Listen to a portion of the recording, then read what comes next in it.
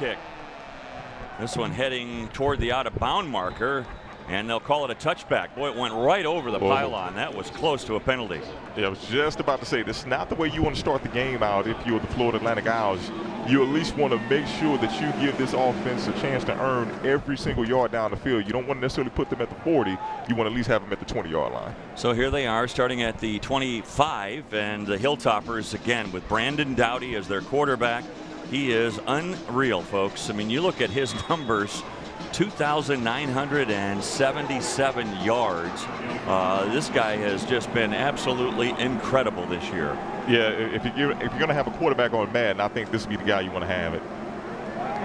Quick toss to the outside. Gets his back in motion, and that's Ace Wales. Wales making the start here today instead of Leon Allen, although we'll see a lot of Allen as well. When you look at the Hilltoppers offensively, they spread it so much that it's hard to pick out one guy. We mentioned Leon Allen. Normally they're starting running back. He is taking the place of Wales is taking his place. And then Dangerfield is one of 4 guys who has at least 25 catches. Now here comes Wales as he takes it up to the 35-yard line and a first down. And it's one of the things the Hilltoppers told us they need to have more consistency in the run game. Yeah, because if you're going to pass the ball as much as they do, you at least want to give Doty's arm a break and then just try to grind some yards out the tough way. And right now we've already seen early and often Anthony Wells, number 20, getting 2 touches, one a passing and one a just a toss crack. Well, Doughty is a guy that loves to throw the ball, but again, handing off as they're trying to establish the run game here with Wales, and he gains a couple. Now, he had a big week a couple of weeks ago against UAB. He had 138 yards on the ground and only 14 carries, Mike. But one of those carries was a 75-yard touchdown. And that just goes to show he has the home run ability more so than Allen. I think Allen is pretty banged up this game, but if you get Wales in the open field, watch out. Quick timing route to the outside. Pass is caught out there by Antwain Grant, and he takes it up to midfield, a 13-yard gain. Yeah, and that's one thing about this offense. They sub in some receivers, they sub out some receivers, but they like to have a lot of tempo, especially when they want to at least run about their plays about an average of 20 seconds. Think about Doughty, too, Mike, is he is almost 70%. His accuracy rating is incredible. Yeah, I mean, I mentioned in the open, they want him to work the length of the field, but then they also want him to work the width of the field. So just kind of having some lateral passing plays. A little flea flicker action down the middle of the field. And it goes all the way to Taywan Taylor, and he is in for the score. Wow. Talk about wanting to take the crowd out the game. You come with the flea flicker on the trick play, and Taywan Taylor, one of the really good route, getting down the field and getting wide open behind the secondary and scoring the team's first score of the game. So on a flea flicker, Doughty gets it and all the way down to Taylor, who kind of had to wait for this one a little bit. Yeah, he did. I mean, the ball came out a little slow, but needless to say, Taywan Taylor was right behind number 18, Christian Milstead. And that's what happens when you have some explosive wide receivers, and all of these wide receivers are interchangeable, so they can beat you deep and they can also beat you on the short passes. Boy, a drive that goes less than 2 minutes, capped off by a 50-yard touchdown pass, and the point after is tacked on by Schwetman, and just like that, it's 7-0 in favor of the Hilltoppers. So once again, a little play action, flea flicker action from Doughty to Taywan Taylor, 50 yards, and the Hilltoppers have scored first.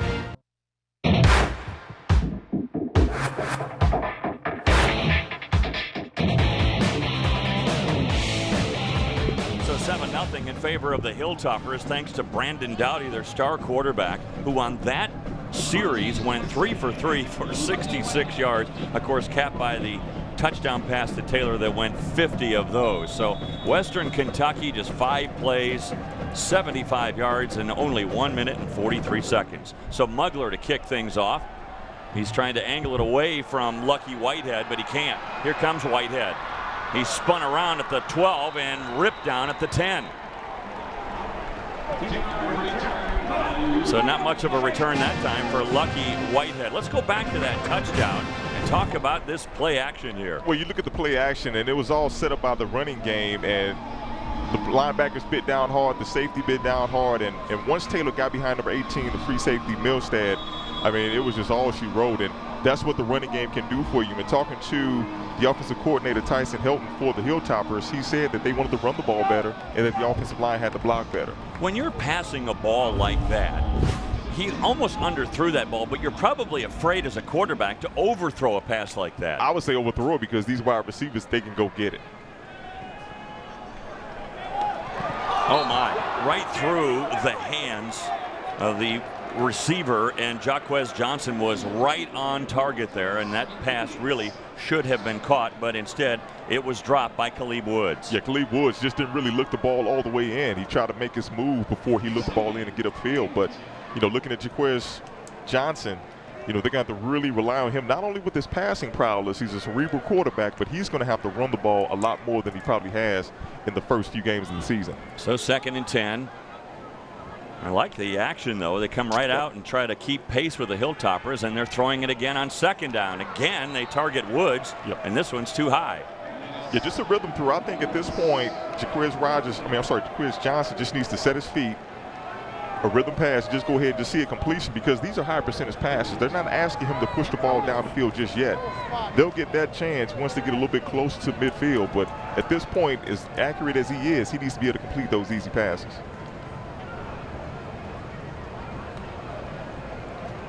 Johnson normally a 57% completion ratio. Steps up in the pocket. This is where he's a threat, throwing on the run, and he's got his man, Lucky Whitehead. And Whitehead stepped out of bounds with really no one in near sight, but this one goes for 12 and a first down. Yeah, and it looks like there's a penalty already on the play, an indication of holding in the backfield.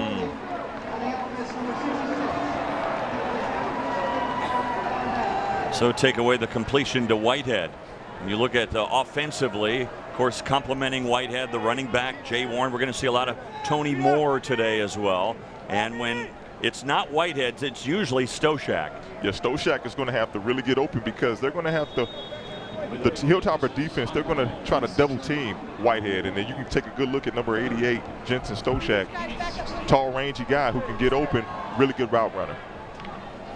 So that penalty took him half the distance to the goal, back to the 6, going for field position now.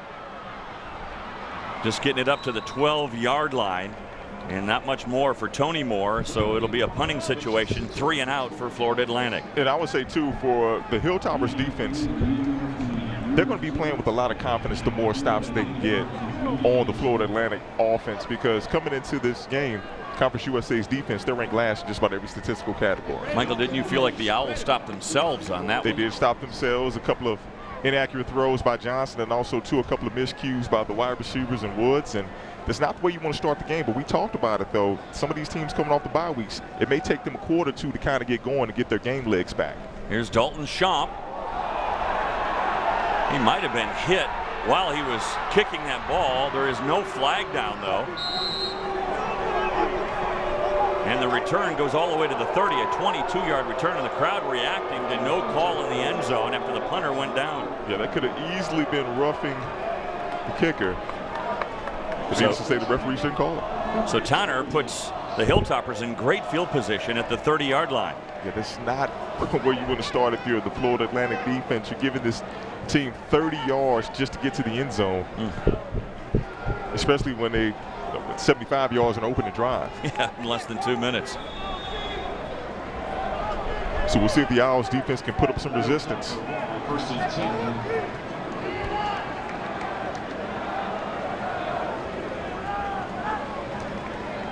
Dowdy, little play action again. Across the middle of the field, pass right on target and into the end zone. That's so easy to Willie McNeil. A 30-yard pass play. Now almost 100 yards passing already for Dowdy. And Dave, you took the words right out of my mouth. That was way too easy. Again, a play action that just kind of a play action run that set up that wide open wide receiver McNeil, just getting right behind the linebackers and in front of the safety. And McNeil basically walks in untouched. So a one-play drive. Yeah, you just focus on the center of your screen. You see number 43, Ralph, just go downhill. And number 10, McNeil, just gets right behind him and just kind of walks right into the end zone. And the extra point is tacked on by Schwetman just like that. I mean, we're not even 5 minutes into this game, and already the Owls are way behind it.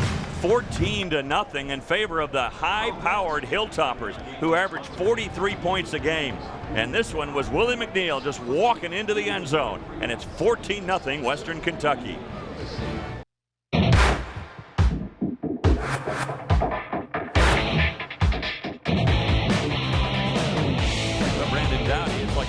in the park for him or a day at the beach. Man, so far 4 for 4, and he has 96 yards passing already. That last play, just a 30-yard pass to Willie McNeil, who strutted into the end zone. I mean, I would just say it's more to say that Dowdy is locked in. I mean, he's from the Florida area. A lot of these kids on Western Kentucky, they're from the Florida area, and they have a lot of family and friends at this game. And you normally play your best when you're playing in front of family and friends. Whitehead picks it up on a bounce at the 7. He's got a seam. Boy, is he dangerous. Finally ripped down by the punter at the 36-yard line, a return of 20. Make it 30, excuse me, a 30-yard return for Whitehead. Yeah, special teams is going to have to play a major factor with the Owls special teams, especially with Whitehead. He needs to have his fair share amount of touches, and if he can put his team in any type of good field position, that's going to really help out the Owls offense. Not in on this first series, comes over to the sideline for a quick breather. Jaquez Johnson started off this game 0 for 3, and one of those was dropped right in the breadbasket of his intended receiver Woods.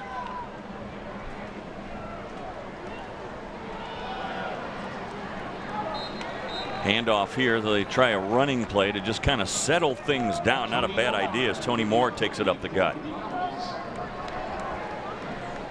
That's the best way to do it, especially for your offense. And Johnson, want to see him complete some throws shortly here because they won't be able to run the ball the whole game. And I at least want to see some read option plays too as well, giving him the option to either run or pass the ball. Whitehead in the slot now. Big hole on that right side, and there goes Tony Moore across midfield all the way down to the 45, a gain of 15. Yeah, and that's exactly what the Owls offense they have to do. You want to be able to play some keep away, and you're going to have to be able to run the ball effective, and that was a good run by number 24 Moore. And up tempo now, no huddle. Here comes Moore trying to pick a spot again, and he runs into a pile on the left side. DeQual Randall was there to make the stop, and a gain of only a couple.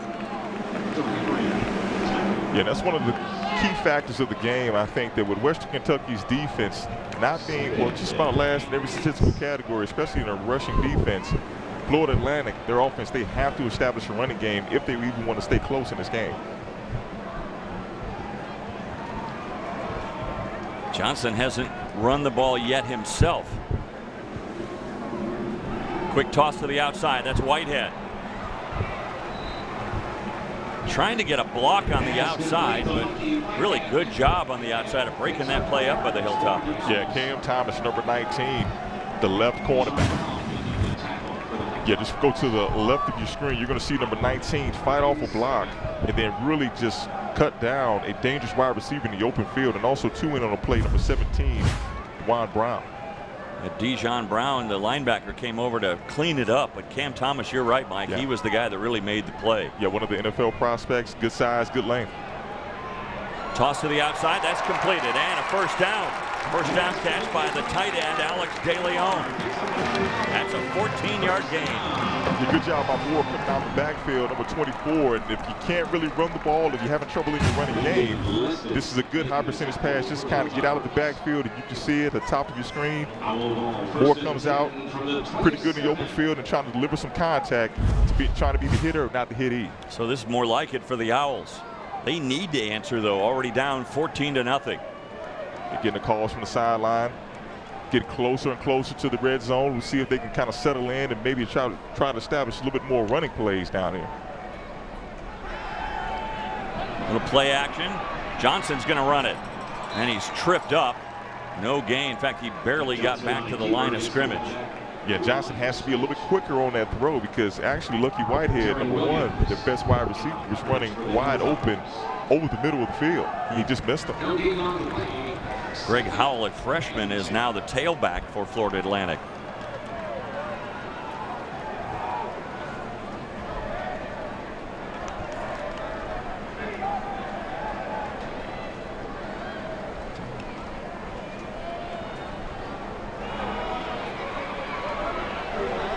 Well, they really moved that pile, didn't they? Greg Howell takes it all the way down to the 21. Excellent job by Howell, just kind of falling forward. Getting a quick initial push for the Owls offensive line.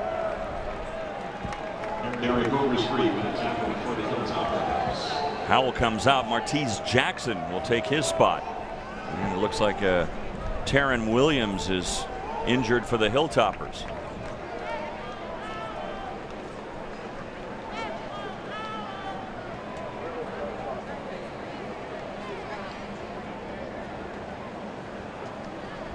Shot at Coach Partridge. You look at the center of your screen, number 31, Taryn Williams, just taking on the blocker right in the hole. Did a really good job of getting down. It just kind of fell down and the pile landed upon him. Yeah. Well, he's up and moving now. That's a good shot of defensive coordinator, Coach Nick Holt. And they're just trying to rally his guys, just trying to offer up some, keeping these guys and keeping points off the scoreboard, but more importantly, keeping touchdowns off the scoreboard. One of his key players is his own son, Nick Holt. Nick Holt the 6th. Nick Holt, the defensive coordinator, is Nick Holt the 5th. Nicky 6? Nicky 6, they call him in Western Kentucky. Quick hitter to the outside. That's Jackson. And he's got the first down. Almost down to the 10. He takes it to the 11, and that's an 11-yard gain. Yeah, that was one of the things that really concerned the defensive coordinator for Western Kentucky, Holt, is how fast they are at the skill position, talking about the Owls offense. Interchangeable pieces at running back and also wide receiver. Toss short of the end zone. Oh, nice catch on the outside. Beautiful play. And that's Woods with the touchdown. And Woods has a bit of redemption, dropping an early pass early on in the game, but a nice back shoulder throw by Johnson to Woods. Actually, the quarterback had a hard time locating where that ball actually was, and you can't really draw it up much better than that. A good connection by Johnson to Woods, and really excited to see this offense just kind of stop sleepwalking a little bit in the first half and score a touchdown. Coming to the right of your screen, you see Johnson look to his left the whole way and caught Woods on a back shoulder pass in the end zone. I want to ask you about that back shoulder pass here in a second, as the point after from Greg Joseph. That is tacked on. He's now 15 of 16 this year on the point after. Now you look at this back shoulder. This is a read by the quarterback and the receiver, isn't it? Yeah, he always just pushed the ball right to where receivers could get it, and he got it right there on his back hip. And that's a hard play for a defender to make. You bet. So it's 14-7. We got a game.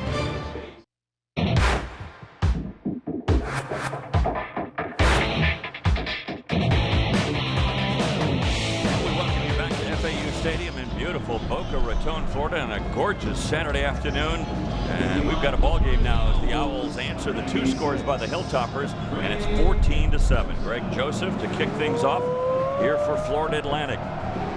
This is a high booming kick into the end zone. In fact, it'll go through the back of the end zone, and it'll be a touchback. So Western Kentucky will take over again offensively, where they have been pretty flawless so far, and they'll start at the 25. Yeah, that last drive we had a chance to see the Florida Atlantic offense settle in. Now we'll see if their defense can kind of settle in, because at this point they have not been able to stop the Hilltopper offense on their first 2 drives. Well, a few running plays by the Hilltoppers, but that last drive, just one play, a 30-yard play action pass to Willie McNeil. Yeah, I love the aggressiveness in the play call. And I mean, you get a turnover or a good field position on the punt return, got to take a shot down the field. Looking like a blitz is coming. Dowdy. Nice little toss to Mitchell Henry, his tight end. Even when he is kind of feeling pressure, he's still accurate. Well, he did what every good quarterback does, and you throw at the blitz because that's where you're a man short. And he's connected too with his tight end, Mitchell Henry, who just made the John Mackey Award list. Watch list. So if the blitz comes from the right, you throw that way. You throw that way because they're already a man short. Interesting. That makes sense. We've got some blockers on the outside.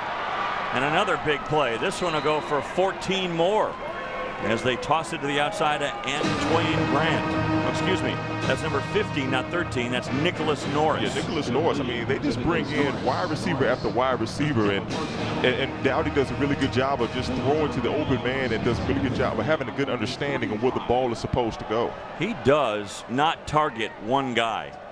In fact, when you look at this year, this is a running play that won't go very far. 8 different receivers have at least 1 catch in every game this year. Yeah, so there's no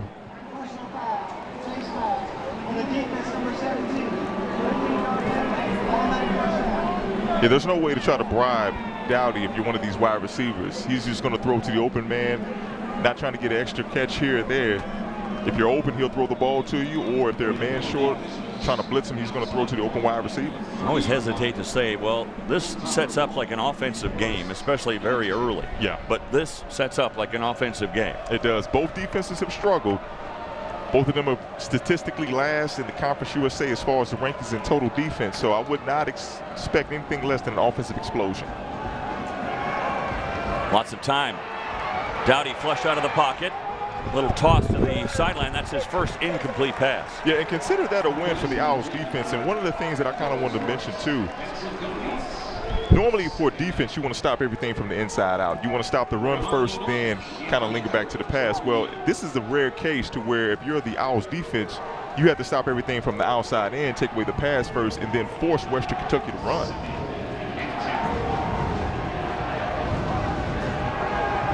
Play action again across the middle of the field, incomplete.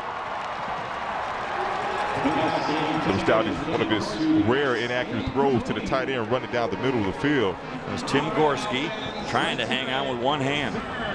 Yeah, Dowdy just led him a little too much over the middle of the field, but needless to say, his numbers already 6 of 8 for 126 yards and 2 touchdowns. Well, he's got to have numbers like that in the first quarter because you need 433 just to keep pace with your normal stats. Yeah.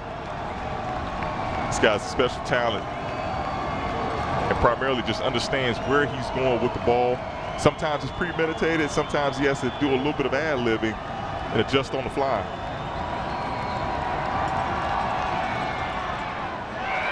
Well, good defense. The pass is caught, but a small gain on 3rd and 10. Pass is caught by German. Yeah, just going back to the Owls defense again, they did a really good job in zone coverage of just kind of spreading the field and fanning it out, taking away some of those passing lanes, and a good job in the open field by the linebacker, number 43, Ralph. This would be about a 45-yard field goal attempt. They're not going to do that. They're going for it here on 4th down. 4th and 7. The Owls defense, you just got to kind of stay patient. I wouldn't necessarily send blitzers, just everyone covered to the sticks. And this will not be a first down. Boy, you talk about great coverage. Really good play there defensively. Yeah, Deshaun Smith, number 21, one of their best covered cornerbacks, and he did a really good job of taking down the wide receiver in the open field, and that's one way you can stop this Hilltopper offense. As soon as these wide receivers catch the ball, you got to be able to get them down on the field. You just come to the right of your screen, you're going to see Dowdy just trying to locate Taylor or Dangerfield across the field, and 21 on 21, and Smith won that battle. That's the way to eliminate the yards after the catch. That was one of the focuses for the Owls here today, and on that drive they were able to do that. And you look at Smith, the coaches tell us he's going to play on Sundays. Yeah, a lot of swag, and for good reason. Kind of gets mad when the other team kind of goes away from him, doesn't really throw the ball at him, but now he comes in, he's getting targeted some today, just made a stop.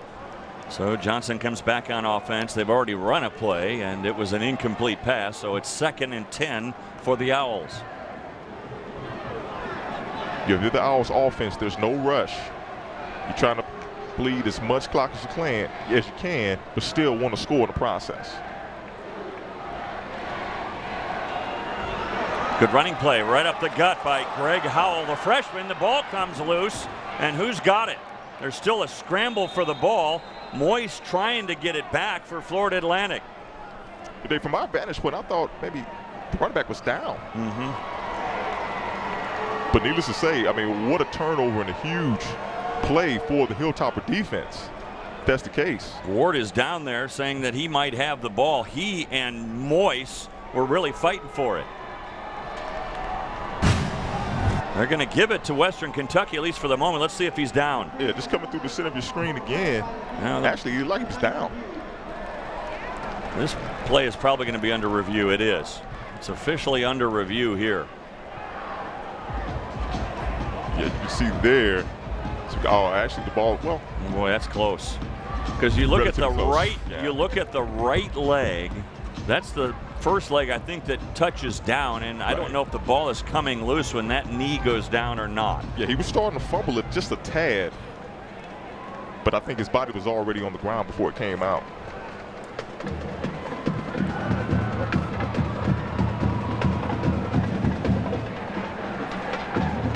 Rodney Burnett is our referee today. He's talking to the guys up in the replay booth. Again, it's very tough to tell whether Howell's knee was down before that ball started to come loose. Let's watch it again. You got to give credit to middle linebacker DeQuell Randall, number 9 for Western Kentucky.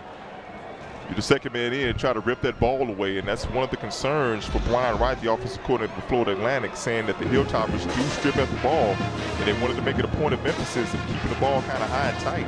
I think this is our best look. Pretty good cut up the middle. Now knee down, and there you can't tell because his back was to the play once the knee went down. Actually, I would say the ball's coming out as he's going down. As soon as he's falling on his back right there, ball's coming out. And again, it has to be irrefutable evidence, and they do not overturn the call. I think that's the right call by this official crew. So now it'll be Western Kentucky. They get the ball back, and they are in great field position once again at the 42 of FAU. Yeah, if you're Coach Brom, you can pretty much, anytime a team gets a turnover, they're going to push the ball down the field towards the end zone to try to stay aggressive with their offense. The handoff here to Wales, and then he gains only 1. Pretty good stop up front by the defensive line. And Coach Brom, I mean, you look at some of his background, he had a lot of West Coast influences playing under Norv Turner and guys like John Gruden and Steve Mariucci, but now he has a version of the run and shoot, back in the Houston Oilers days. Toss to the outside. Good defensive play there. Nothing doing as Sherrod Niesman makes a nice play. Yeah, Niesman was one of the guys that Coach Partridge pointed out as a nickel back. Really good drive on the ball, and I like the way that they're being aggressive on the outside with these wide receivers and the Owls defense. Really hugging them close. Making it a lot tougher on Dowdy now, and it's a 3rd down, 3rd and 9. Play action again, lots of time. Dowdy on the run, has room. He'll have the first down as he goes out of bounds. Right at the first down marker.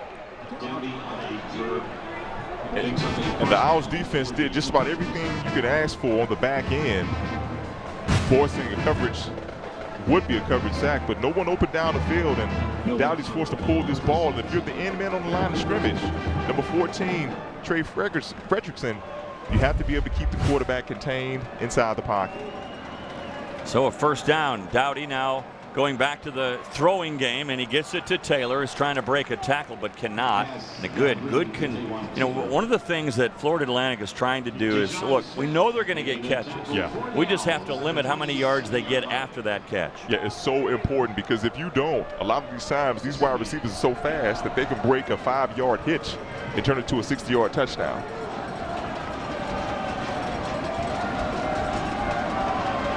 Dowdy. That'll be incomplete. Yeah, miscommunication between Dowdy and then also his wide receiver on the outside. Joe German. Yeah. So it's 3rd down again, 3rd and 5. And other than the first 2 drives, I think the Owls defense, they're playing a lot better as far as forcing 3rd downs. Now they just have to find a way to get off the field. Hilltoppers have been great this year on 3rd down. 54% of the time they convert.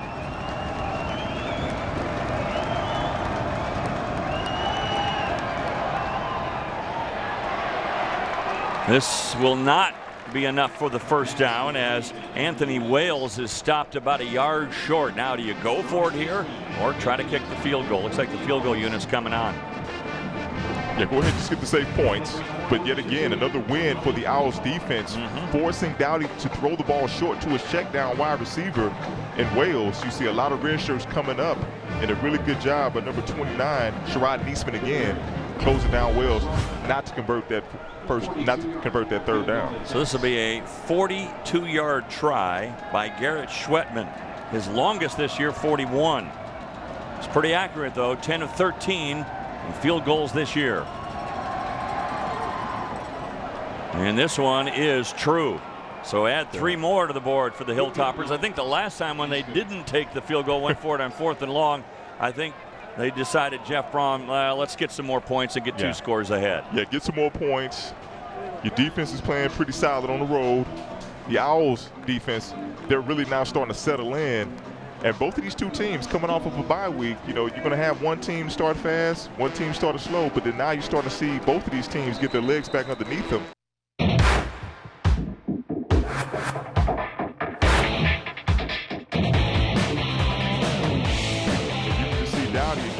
On the sideline, just kind of talks some things over with his wide receivers. And who knows what this game may look like if there wasn't a miscommunication between him and number 6, Joe German.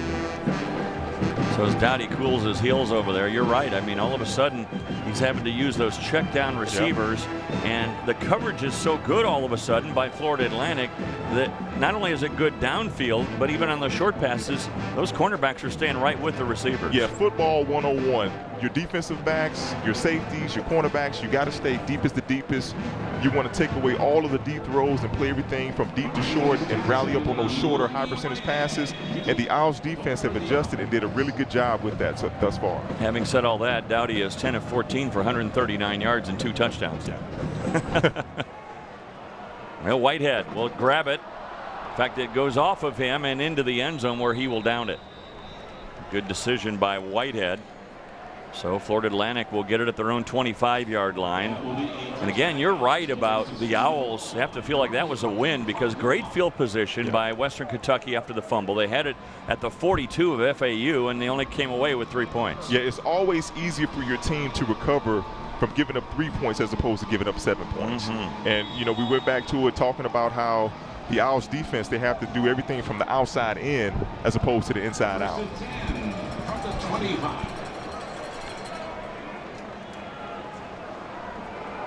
Little option. First time we've seen that really today. Helmet comes flying. And it's Jaquez Johnson taking it himself for about 3 yards. Yeah, even better job, too, by DeQual Randall, number 9. Another linebacker for the Hilltopper defense. Brian Shorter will have to sit out a play. Well, he is one of their leading ball carriers this year, Johnson. Yeah, when they ask him to do too much, but when he runs the ball, he's highly effective. And ask him to do a little bit more of that today. When you look at a quarterback's rushing numbers too, you have to factor in sacks. Yeah. Because, you know, those are taken away from the yards that they gain. So when it says 182 yards rushing, he's probably rushed for more like 220 yards, but they take away the sacks on that rushing total. Yeah, too. In a lot of those games, they were playing from behind too as well. So he probably didn't even have the opportunity to get in rhythm to run the ball some. 3rd down and short, 3rd and 2.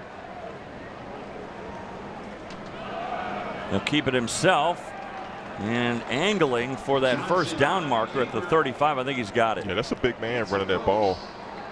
And anytime you want to run the ball to get some extra yards, you always want to run behind the right side of your offensive line. Number 75 at right tackle, Brayton Lyons, and also 266 Dylan DeBroy.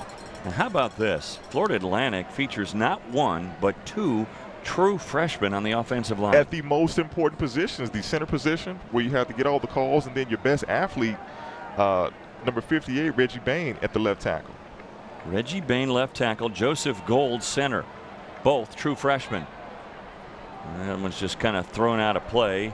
Pass intended on the outside for Martese Jackson. Yeah, Joseph Gold has a lot of responsibility getting all the checks and the calls, and Reggie Bain, he has a bigger responsibility of protecting the quarterback's blind side. But yeah, coming in as true freshmen, you can't really you always have to take into account these guys were in high school last year, and they're coming out on the big stage on Saturday afternoons and playing Division I major college football. Brian Wright, their offensive coordinator, told us, said, I've only ever started a true freshman 1 time on an offensive line. Now we have 2. This one batted down. It was deflected anyway, not batted down, but deflected. Pass was intended again for Jackson and incomplete. So it stops the clock with 1:20 to go in the 1st quarter. Get a good tip again. The line of scrimmage to the left side of your screen. If you can't get to the quarterback, rule of thumb for the defenders, get your hands up. It's just as effective as getting a sack. So you see the numbers on Johnson so far. not necessarily a bad day, but it could be a lot better if he just kind of settles in.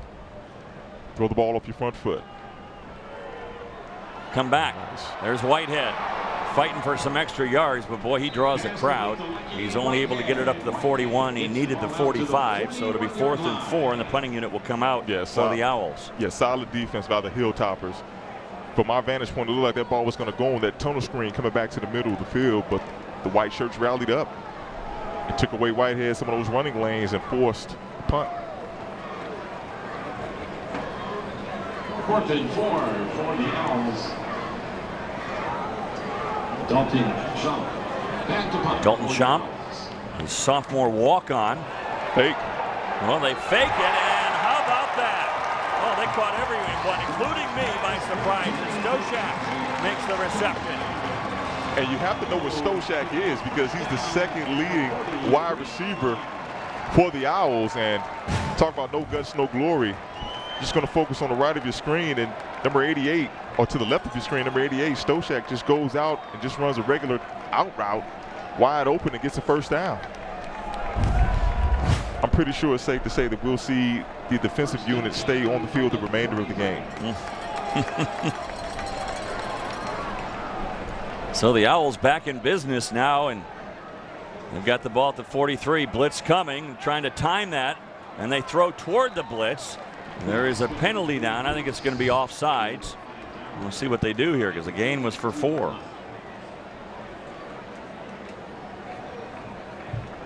Ball was to Dukes, and I believe 19, Cam Thomas, coming on a corner cat blitz.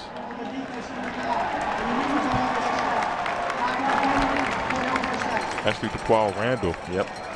Coming off the edge, trying to time that blitz up. Been in his shoes before. Just got to get a good feel for what the quarterback is doing. Just trying to hold your water just a little bit. It's tough, isn't it? Because you're kind of trying to go off his count. Yeah. Really, you can't really watch the ball when you're trying to come on a big blitz like that. Yeah, if you're the edge blitzer, trying to get home, got to time that count up just a little bit. So Jaquez Johnson shaking his head, saying, "All right, we're back in business here."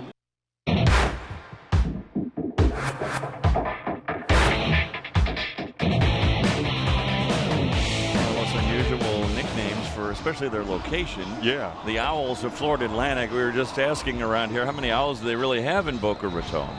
But they have a big one here at FAU Stadium. Yeah, he's trying to get the crowd pumped up, get this crowd back into the game.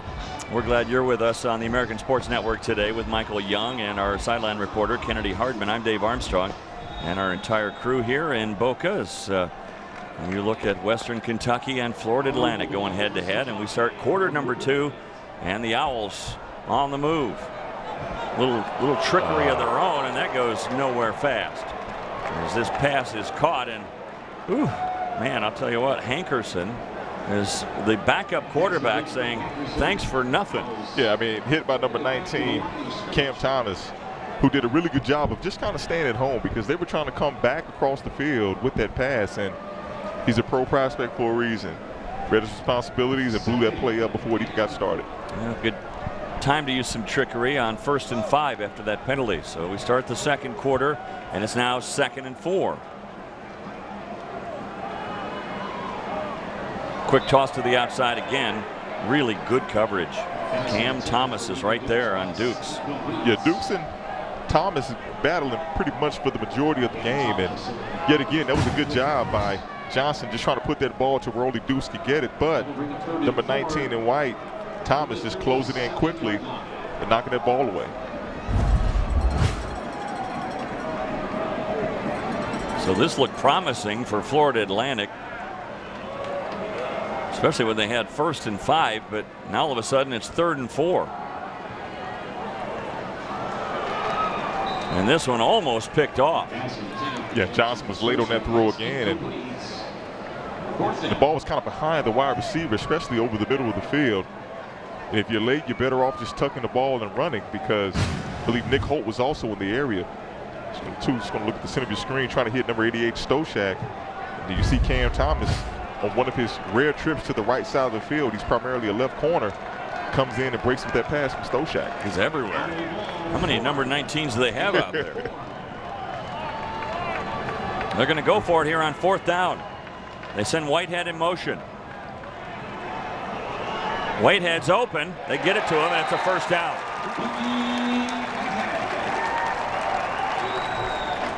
For a second, I know the referee's going to mark the ball short, but Johnson again just needs to be a little bit faster processing what the defense is trying to do to him, because Whitehead was hanging in the flat wide open. You can see number 1 in motion. He's open now. Going to the left side of the field, and he was open way before he even got pinned to the sideline. Well, his right foot almost, or his left foot, excuse me, almost went out of bounds a little bit early, but just enough for the 1st down. Handoff is to Tony Moore, and he's hit after a gain of maybe a half yard. I'll tell you what, number 9, Randall, the linebacker for the Hilltoppers, he's been in, getting downhill towards the line of scrimmage, taking away some running lanes from the Owls offense. Caused that fumble earlier. He's been in a lot of plays here today. He's normally a backup to Holt, but playing a lot here today. Yep, since Williams has come out the game, the other starting linebacker, 31. So we'll call it 2nd and 10, and there goes Moore again, this time on the right side, and a bigger gain. He gets 6. That's the way to kind of eat up some of those yards you lost back. Moore doing a really good job of just taking the first open seam to the right side of the line, getting downhill.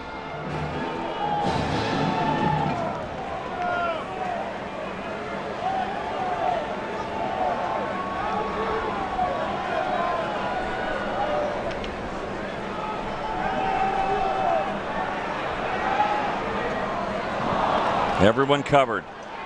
There was really nowhere for Johnson to go. Good job, too, again, by the Hilltopper defense. Down with 3 linemen initially, but only bringing 2. Did a couple of zone exchanges up front. A good stop by the Hilltoppers. Let's quickly check in with Kennedy Hardman. Thanks, guys. As we saw earlier, the Hilltoppers linebacker Taryn Williams was down on the field holding his right knee. He was then escorted off by WKU trainer Brian Schneider and is questionable to return to tonight's game. All right, thanks a lot, Kennedy, for that quick update. 4th down again, 4th and 6.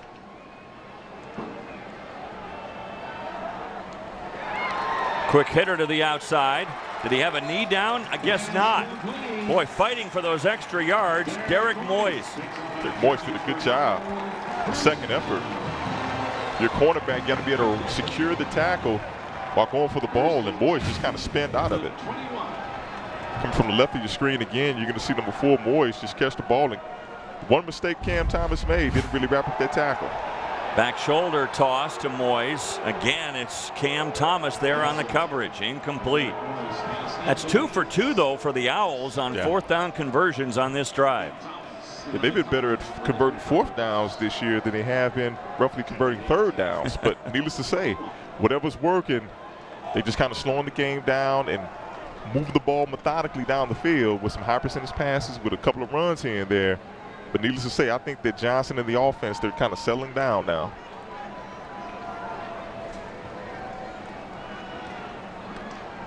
And again, there goes Moore trying that right side. They stop it quickly, though, after a gain of only a couple. Getting up off that pile, Brian Shorter was in on that stop. Brian Shorter, one of the bigger defensive linemen for the Hilltoppers. I think roughly at 300 pounds, and I think the other guys just go under 300. That's why they give up a lot of yards at times against some teams in the past when they run the ball up the middle. So 3rd and long, 3rd and 8.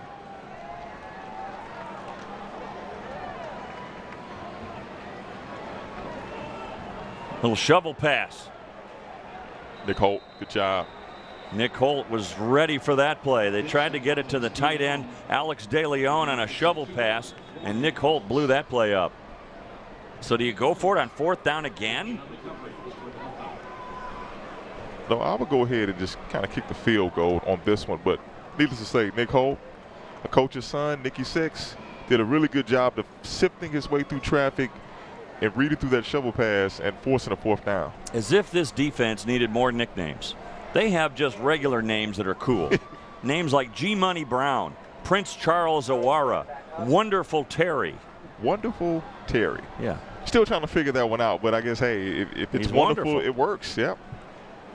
They are going to try the field goal here. It'll be a 35-yard effort from Greg Joseph. He's 7 for 10 on field goals this year. His longest is 43.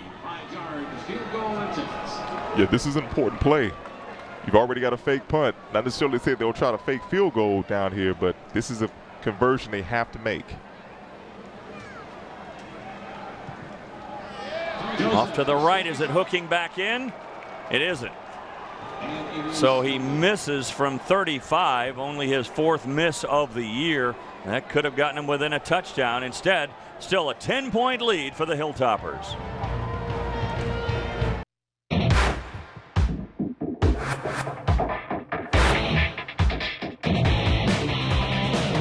We're going to see Charleston take on Coastal Carolina, but then in Conference USA, it's La Tech at Southern Miss. I'll be there along with Coach Donnan.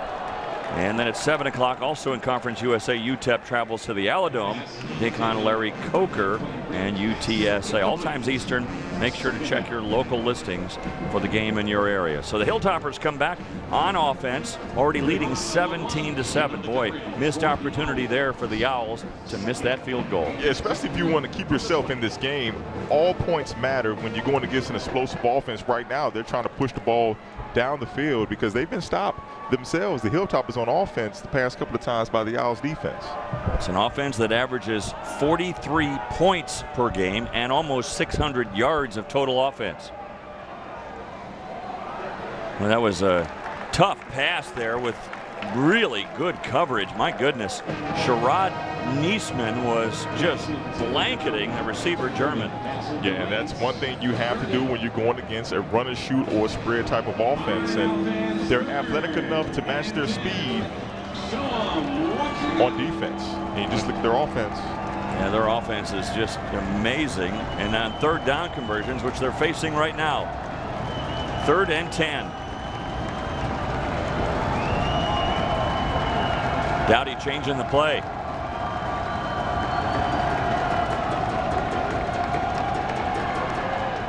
Pass across the middle. There's a flag that comes in. Boy, good defense, and we'll see what the flag is about. I think they might have got Smith on a wraparound, but it looks like from my vantage point that he just knocked that ball away with his hand. Sure did. I'm a defensive guy. I never really side with pass interference calls.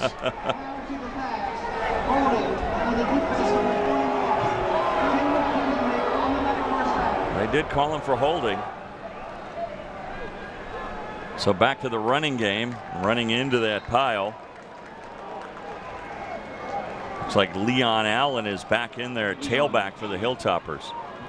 Yeah, this is a physical running back, a little bit banged up. I believe he has an ankle coming into this game. That's why we're seeing a little bit more of Wales. But if you get number 33 going, along with the combination of number 20, Anthony Wales, then it just opens up even more lanes for your passing team.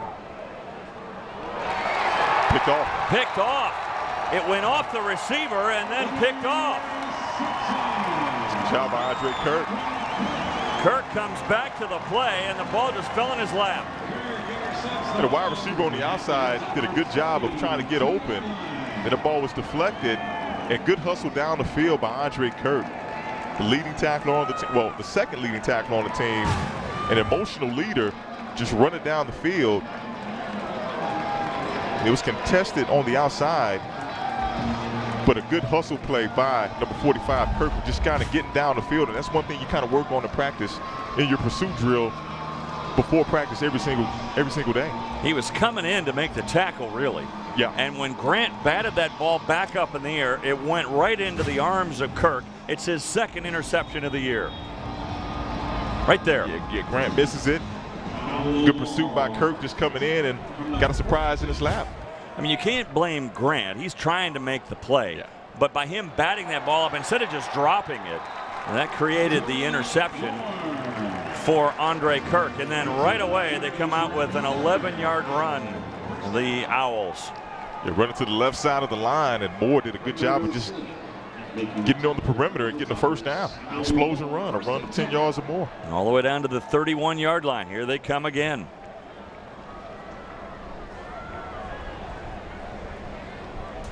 Again, this was a 14-0 start by Western Kentucky.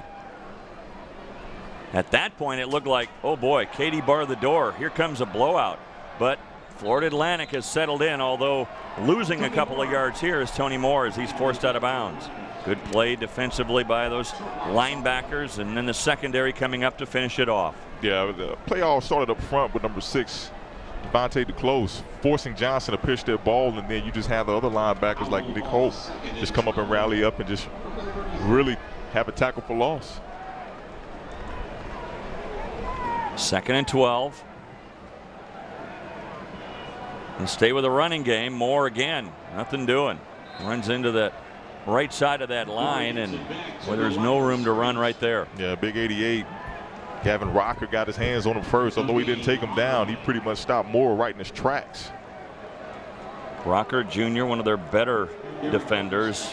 Western Kentucky, though, this is a team that's really had to replace pretty much their entire defense. Yes, they lost 9 starters from a year ago. A couple of those guys are playing in the NFL right now, but needless to say, you have to work with what you have, and they're just kind of learning on the fly as the season goes on. 3rd and 12, and there goes Johnson to run it. He'll be brought down well shy of the first down marker. Yeah, and credit the secondary for the Hilltoppers for forcing Johnson to pull that ball down and just try to get upfield to get what he could and getting another turnover on downs. Well, it's 4th down and 8, and the field goal unit comes back out again for a 46-yard try. So Shorter makes a good play there. Yeah. And remember, Joseph just missed from about 10 yards closer.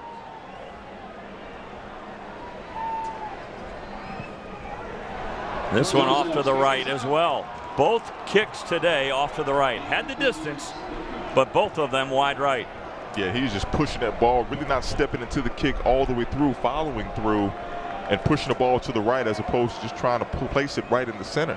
So in a sense, you look at the Hilltoppers, they really dodged one there, as no points again put on the board after that interception, and they immediately go to the run game with Anthony Wales.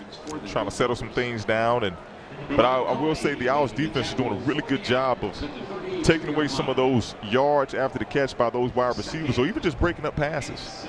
Yeah, in the first 2 drives, it just looked like Dowdy was going to have one of those 500 and some yard days, but not so. This one, though, across the middle, and it's caught by Willie McNeil. Yeah, Willie McNeil was wide open over the middle of the field on that play. Might have been a coverage bust on the back end by the Owls defense. You have to know where number 10 is in white on the field, because he can do those things that kind of hurt you right in the seam of the defense. This time toss to the outside, looking for a block. Taylor, and a nice gain on 1st down. Good blocking that time by McNeil. Yeah, McNeil catches the pass and then turns around and returns the favor and blocks for Taylor on the open field. Let's go to the top of your screen.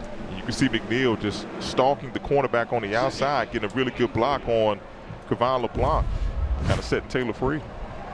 Look one way, come back the other. That's McNeil. Trying to do a little Texas 2-step. It's a good job by Hendrickson, I'm sorry. Yeah, Trey Hendrickson, the sophomore out of Apopka, Florida, with a nice play, and that's a loss of a couple. So it's 3rd and 5. Yeah, Ron Valentoni was saying that Hendrickson was a liability in the run game, but you just saw what he was able to do of getting an explosive wide receiver down in the open field after initially missing a tackle. Toss to the outside is complete. It'll be enough for the 1st down. Good catch on the outside by Jared Dangerfield, getting a little respect. Yeah, he is. I mean, this is a big wide receiver standing tall at 6'3". One of your possession guys, I mean, not necessarily the fastest, but he leads his team in receptions and touchdowns. And that was a good example of just using his body to wall off the defender and get that 1st down. Quick toss to the outside. And again, that same play that worked before, where you have McNeil blocking for Taylor. Yeah, just nothing more than a bubble screen. And the last couple of plays, the Hilltopper offense, they've been working the lateral passing game. Look for something to probably come down the middle of the field at some point. That one went for 16. And there goes Wales again. They run enough to keep you honest up front. and then they really run to set up the pass. That's right, and that's a good play call too by the head coach, Coach Brown. I mean, pretty much an offensive savant. Right now I'm looking at the Hilltoppers. It seems like their passes are more timing passes on this particular drive. They consider them run plays. When they go lateral for like maybe 5 yards, consider the run play, and then you actually see your traditional run. Like just this. like this here, yep. Just swing pass out to Wales. And Wales takes it inside the 5 down to the 4-yard line. Would it be first and goal? That's a gain of 16 more. You got a defender hurt. Florida Atlantic. But one of those things, when you have a lot of horizontal passes, it wears out the defense, especially the defensive linemen, because they're not really used to running lateral or sideways. They're used to sticking their foot in the ground and getting upfield. And that's one way to wear out a defense. And it's showing right now on this drive with a couple of bubble screens, some tunnel screens, and now a swing pass. And now you start to see the Owls defense hands on their hips. At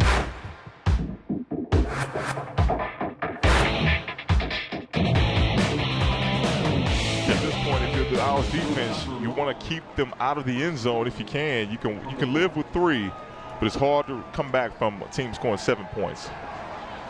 Dowdy steps up, still looking to pass. And he will be sacked for a huge loss. It's ball out. It's down. They're going to say the ball is down, but what a huge play defensively by Whitefield. Yeah, Coley, number 11, the defensive tackle for Florida Atlantic, applied some pressure. And if you doubt it, you just want to throw this ball away. I mean, nobody's open down the field, so credit the secondary again for getting another coverage sack. And at that point, if you doubt it, just throw the ball away because nobody's open down the field. And now you lose. You were at the 4-yard line, and now you're already back on the 15. That's a loss of 11 yards. So it's second and goal from the 11, and another sack. Back-to-back sacks. Wow. This time it's number 92, Joe Henry. Joe Henry Sr., number 92. That's the fastest way to get to the quarterback when you come up the field as a defensive tackle. Getting pressure on the quarterback again. 2 back-to-back sacks, and Dowdy's just really not sacked too often. And now we just seen it. One pretty much he calls by himself, and then another one by Joe Henry Sr. Usually gets rid of it too quick to be sacked. 15 sacks, though, allowed by the Hilltoppers this year, and those 2 were costly. Another one might take them out of field goal range. Well, it's third and goal from the 21.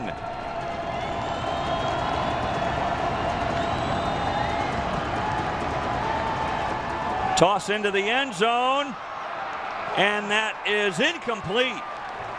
Wales was out of bounds when he made the catch. Yeah, that's a case where I believe you had number 29, the nickelback Sherrod Niesman, looking into the backfield and really died some misfortune because Anthony Wells was wide open. And Doty just led him out of bounds too far. You're going to check out the right of your screen. You see Wells just kind of turns a flare pass and just goes right up the field. And we're going to take a look at his foot, and well, I don't know. He just hit the pylon. He hit the pylon, but I'm not sure whether the foot was out of bounds when he made the catch. Couldn't really see from that first angle. They're reviewing this play. So right there, boy. Oh, that's close. Because normally when you touch the pylon, it's an automatic touchdown. And I believe his right foot might have been out of bounds simultaneously when his left foot hit the pylon. And again, that's an impossible look because we couldn't really see the ball. And again, the call on the field is that it was an incomplete pass. This one might be it. I think that might be a catch, and it could be a touchdown. Well, it looked like his right foot stepped out of bounds first before the pylon. Yeah, before the pylon hit. Ball at the 1-yard line. Yeah. That rule will be placed at the 1-yard line, first down. Yeah, exactly. Good call. Good catch, good call. Got it just as the way we saw it on that replay where he did make the catch. Now, what do you do? At this point, you have the option to have 2 running backs to where you're going to have to really line up in a traditional I formation, which is something that Western Kentucky rarely does. But you have a good running back in Allen, and then you have a good running back in Wales, who just made the catch. So why not just go ahead and go traditional and go right over the top? Dowdy, by the way, has 1 rushing touchdown this year. So it's 4th and goal from the 1.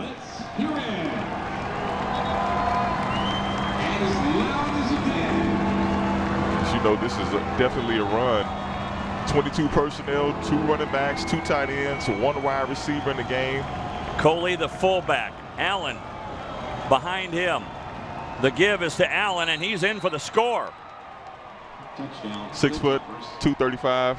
Why not go ahead and give it to number 33? Leon Allen, picking up 6 points for Western Kentucky. One of the things the Hilltoppers told us, we have to be more consistent in our run game, and we have to be better on short yardage running situations. Boy, they were good here. Yeah, you could just see number 51, Brandon Ray, the left guard, just kind of pull out and blow open the seam for number 33, Leon Allen, to get into the end zone. And you just go back to that catch. I mean, they kind of set up everything for Wales. I mean, 2 straight sacks, and then you come up with the catch to put you on the 1-yard line to be able to go for it. And now you even extended your lead just a little bit more for the Hilltoppers. A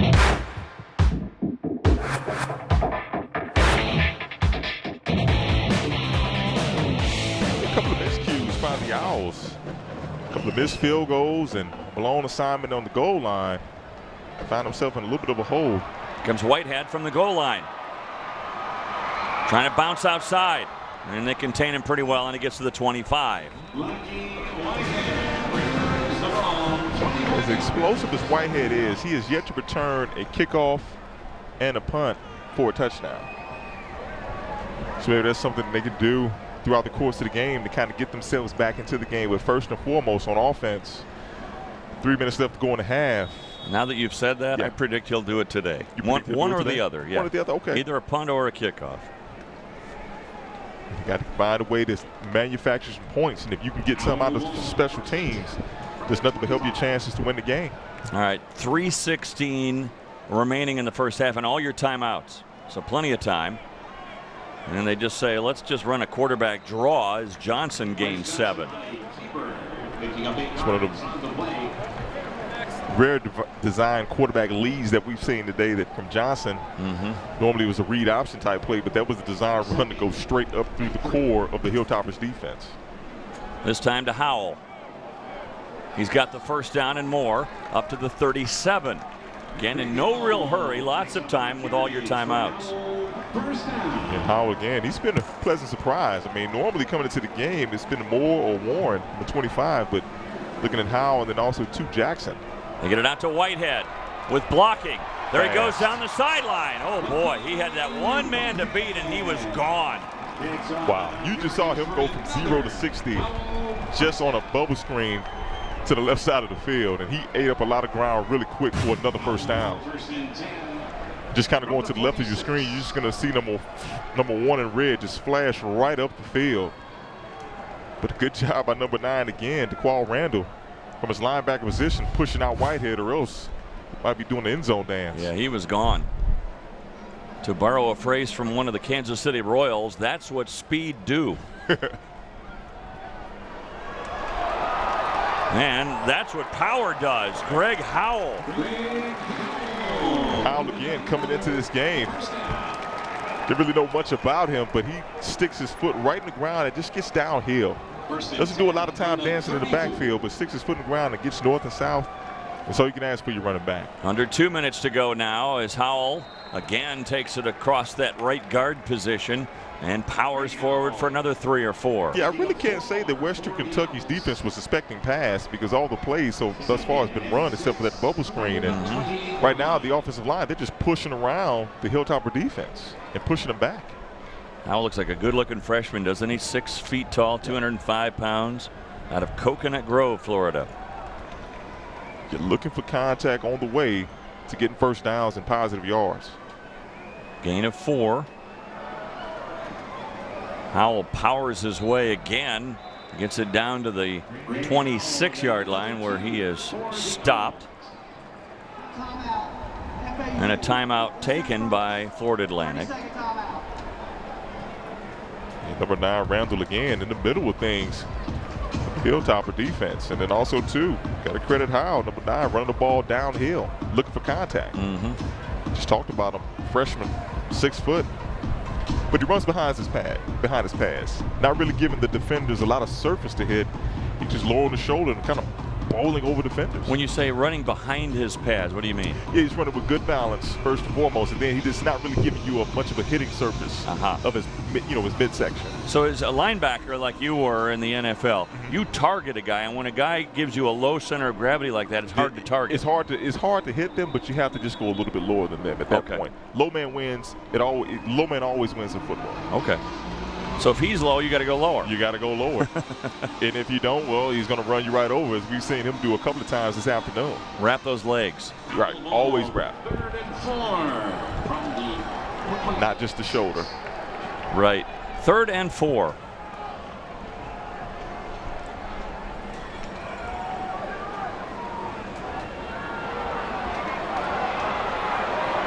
Across the middle of the field. Wide open and down to the 2. Woods getting open in the middle of the field again. Khalid Woods, who already has a touchdown grab, a 27-yard play there. And they quickly line up trying to get Western Kentucky to have to hurry, and there goes Johnson in for the score. His 4th rushing touchdown of the year. An impressive drive by the Owls offense. Doing a lot of running, but then when it came to a passing play, Johnson was poised enough in the pocket to kind of step up and hit the open wide receiver, as he did before that play before the touchdown, to hitting Woods yet again. Well, how important was that drive for the Owls before you get into the locker room to pull back within 10 with a point after? I mean, you just go back to some of those lost opportunities on the field goal kicks. This can be a lot closer than what it is now. One of the things you have to point out, too, and I know Western Kentucky doesn't like to hear it, but they have not been a very good second-half team this year. They have surrendered a lot of big leads, including one UAB just a couple of weeks ago. The part between the linebacker and just in front of the safety. Short kick here, and it's taken by the up man, Taylor. Taylor takes it up to the 28-yard line. DeJuan Taylor returning the ball 5 yards. Well, what do you do? 46 seconds to go. I think I know what the answer is going to be. If you're Western Kentucky, you go. You got 3 timeouts. Yeah, they're going to try to go for it. I mean, this is an aggressive offense for a reason, and I just wonder with that special teams kick or the kickoff, why would you kick the ball short? Kick the ball as deep as you can, maybe a touchback. You don't want to give this offense any more yards than they really don't deserve. You want to make them earn it going down the field. They'll draw play. That catches everyone by surprise. And Leon Allen with a big run across midfield. Now you're really in business because he goes out of bounds. He stops the clock with 39 seconds to go. Yeah, just a little freeze draw. Linebackers in the secondary, they were expecting pass all the way, but they kind of slip up and they hit you with the running. Same play the other side. And he goes down to the 45-yard line. Yeah, the reason why that play was so effective the last time and then just a little bit this time, well, you get the linemen getting to the second level of the defense, getting right up on the linebackers. So a timeout taken, the first of 3 for Western Kentucky, and they have 33 seconds to go. Yeah, you can expect some sort of shot down the field at some point or another, especially with 2 timeouts left. So 2 timeouts remaining, and you're already almost in field goal range. You need about another 10 yards or so, and you're in reasonable field goal range. And I know that the Hilltoppers would like to tack on a lot more. Yeah, you see Coach Brown right now talking to Doty, and at some point they may be calling a couple of plays right now. Maybe something short, and then go right to something deep. When you look at Dowdy on those first 2 drives, he went 6 for 6. Since then, they've really cut down the catches in terms of not only the plays, but also the yards after the catch. Plenty of time here. And the pass is complete as he goes across the middle, and Grant makes the grab. It goes for 15. Yeah, just showing great patience again in the pocket. And some of these defensive backs for the Owls, they got to tighten up their coverage just a little bit more. And the handoff. And there goes Allen powering his way down to the 22-yard line. Their offense was their defense, and it still may be continue to be that way for the rest of the year. Across the middle of the field and into the end zone goes Mitchell Henry, his 3rd touchdown grab of the year. Damian Palms, number 17, the safety, did everything right except for come up with the interception. Tried to jump the route from Mitchell Henry, but an even better catch for a touchdown. Just going to see it come right over the middle of the field. You're going to see number 17 in red try to swipe at the ball, but a really good job by Mitchell Henry having enough concentration to catch that ball for another touchdown. They got the ball with 1 minute to go in the half, and they're going to score with 12 seconds to spare. And it was all set up by a draw play, a run play by Leon Allen to get them into the Owls territory. A couple of runs later, a couple of passes later, touchdown for the Hilltoppers. I think it's safe to say he might eclipse 4,000 yards at some point. Oh, yeah. Low kick here. Whitehead's got it. And he'll be taken out of bounds at the 29-yard line with 8 seconds to go in the half.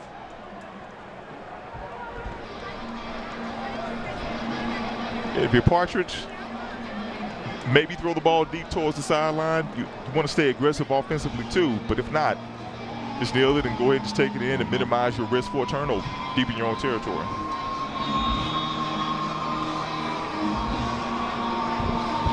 So he's made his decision. We'll see which way they decide to play this now. I mean, you either go for the Hail Mary here or just take a knee, because I don't think Western Kentucky would burn any kind of time. They only have 1 remaining. They can't really stop the clock.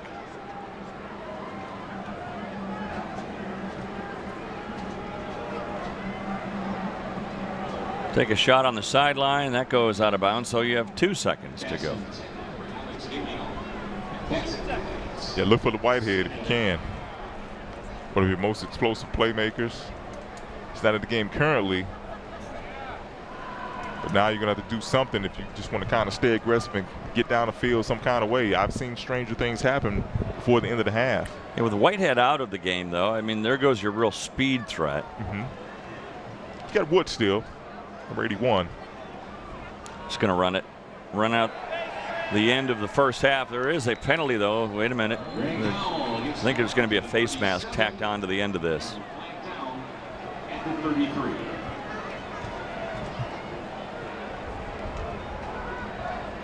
Remember, a half cannot end. On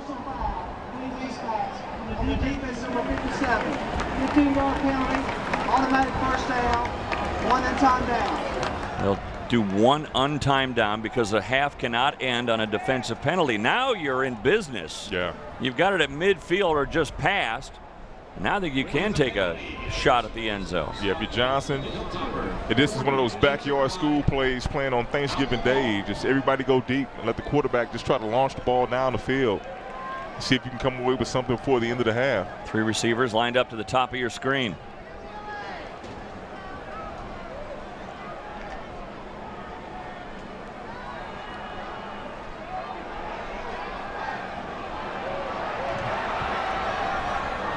And it's batted down, and that's the way the first half comes to a close. Again, FAU scores with 1 minute to go, and Western Kentucky comes right back down, and with 12 seconds to go, they score an answering touchdown of their own, and the Hilltoppers go off into their locker room.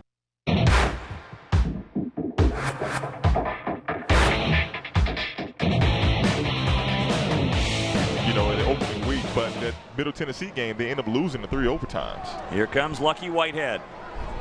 And down goes Lucky Whitehead at the 21. Big play. A return of only 16 yards as Western Kentucky able to stop immediately. That's Prince Charles Awara. Yeah, we've been waiting to say his name too. Prince Charles. We were told that there's no royalty behind it, but he's royalty in his own mind. That's right. His mom thinks he's a prince. That's all you need right there. That's right. Now you look at the quarterback comparison, and only 4 more passes for Dowdy, but look at how much more production. Yeah, I would just say he's just highly efficient, and you really don't ask Brandon Dowdy to run the ball. That's primarily Jacquez Johnson's job, and he's been doing a pretty decent job of running. But now, with them being behind, Florida Atlanta's going to have to pass their way back into this game. Well, speaking of the run game, that's how Florida Atlantic comes out. They want to run the ball, and again, it's a really good run by the freshman, Greg Howell. He looks pretty powerful. Yeah, you know, he was one of the guys we were talking about in the first half. A freshman, really looks good, number one, in his pass, but then he also plays with a lot of athletic ability and seeks out contact, can make the first defender miss, and he always has a knack of just falling forward. Gain of 5, 2nd and 5.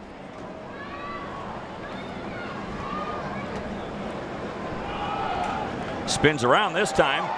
Boy, nice move. Howell again.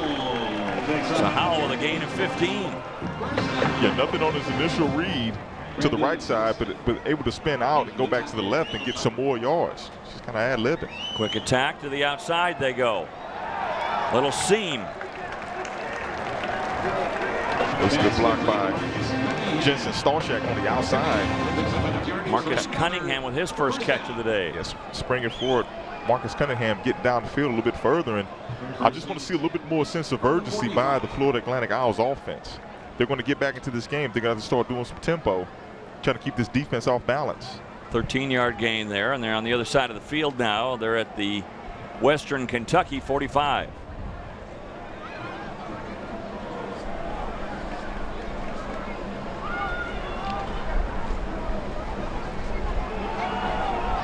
There goes Howell. Finds a hole on the right side and powers his way down to the 38-yard line. Yeah, Howell's not very elusive. Stop the opening drive of the first half to get the ball back to your offense. Designed run play for the quarterback Johnson, and they timed it well, the Hilltoppers defensively, and they stop him shy of the first down marker. Yeah, a lot of penetration in the backfield by the defensive lineman, and then also, too, a good tackle by number 17, Brown in the backfield. So Jackson comes in. He replaces Tony Moore in the backfield.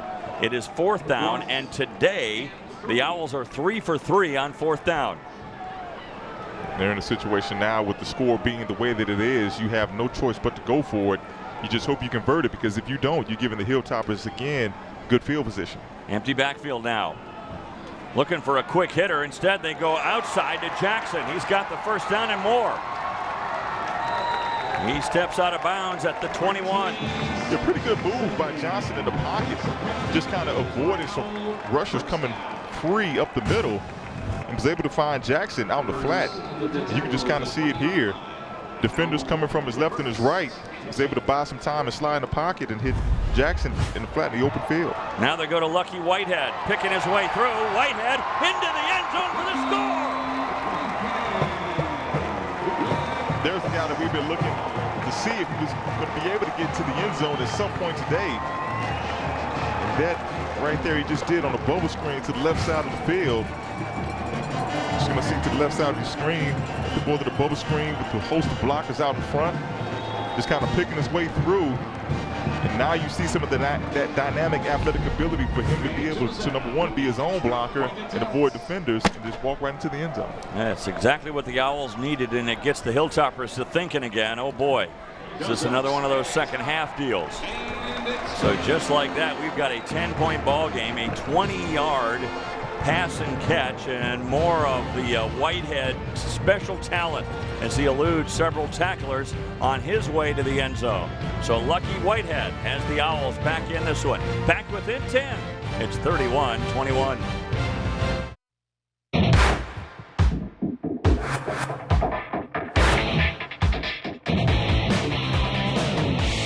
Say, okay, well, we have a football game, but we're thinking about going to the beach because it's only 1.8 miles. Towner decides to bring it out. And he'll be stopped well shy of the 25, where if he'd have just downed a knee, that's where the Hilltoppers would have started. Instead, they started the 16. Now we're just talking about how it was important for the offense for Florida Atlantic to come out and score on their opening drive. Now we'll see if Western Kentucky can come out and do the same thing with Brandon Doughty. Well, Whitehead scores yet another touchdown. That's his 3rd touchdown reception of the year. And a lot of the work was done by Whitehead after the catch. Well, they've had all the answers, Doughty and company, but here's a catch and a fumble. Grant Helm fell on the ball after the catch. They're trying to debate whether or not if it was an incomplete pass. They're still discussing it, the officials. Or a forced fumble. Now an incomplete pass. Yeah, that's one of those bang plays.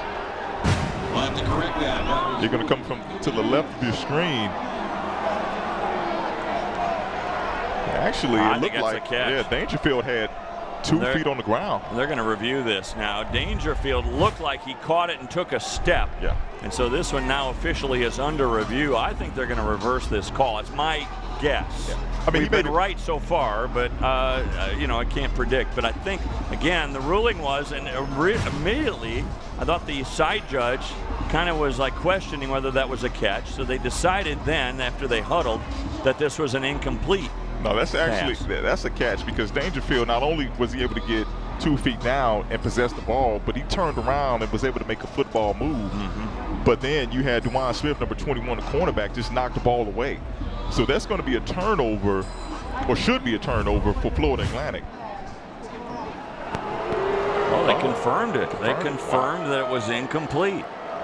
Wow, I'm surprised. Yeah, it looked like, at least from our vantage point, and definitely on the replay, that Dangerfield had the ball in possession, and before he was able to turn and get upfield, the ball came out. So an incomplete pass and a big break for the Hilltoppers there. We'll see now what Dowdy can do.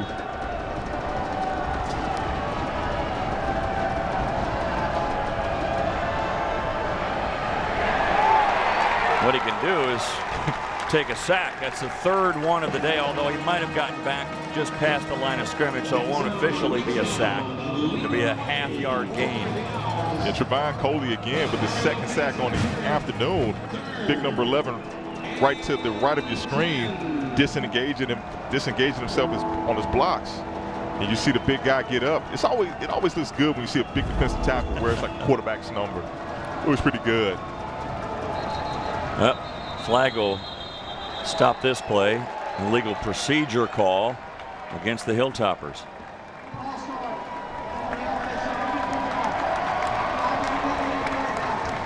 It's Brandon Ray, the left guard.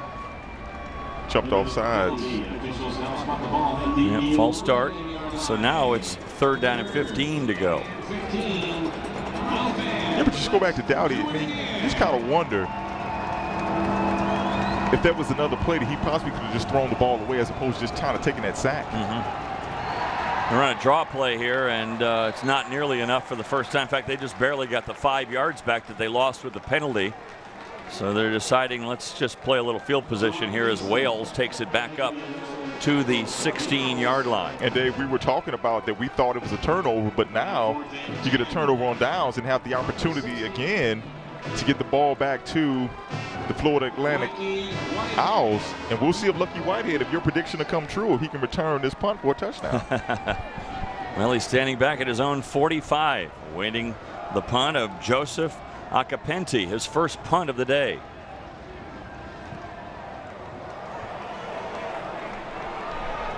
Whitehead's got it. There's a flag down.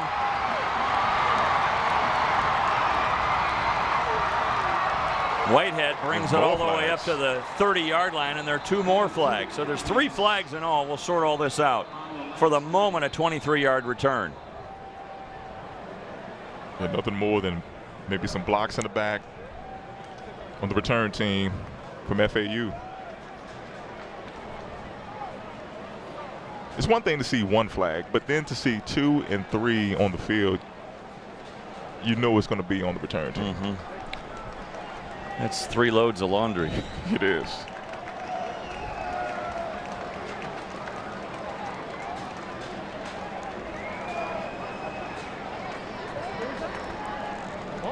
But regardless of where you start, the Owls offense, they have to have a little bit more confidence that they're able to move the ball on the Hilltoppers defense.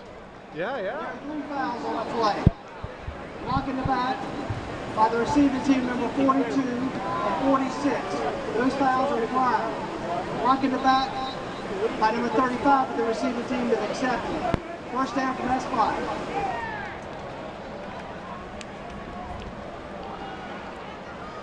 What's been working for them is Howell spinning his way across the line, and he's able to pick up 3 more here. You really can't say enough about Howell's running style, as opposed to, if you think he stopped initially in the backfield, he finds a way to slither himself forward for just a few extra yards to at least put the offense or keep them in better rhythm, because your playbook looks a lot better when you're gaining yards as opposed to losing them. I think any score here by Florida Atlantic, and it's a brand new ball game. Right. I mean, you even go back to the first half with those 2 missed field goals. Right. At least one of them, you're still in this game, or the game looks different.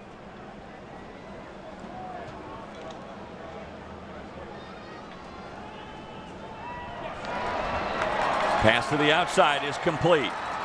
And there goes Stoshak. And we see both quarterbacks having a really good feel for what the defense is trying to do against them. And yet again, the blitz was coming from the left side, and Johnson just threw the ball to the left side where they were a man short, and Stoshak did the rest. Stoshak gained 17 there, all the way down to the 45 of Western Kentucky.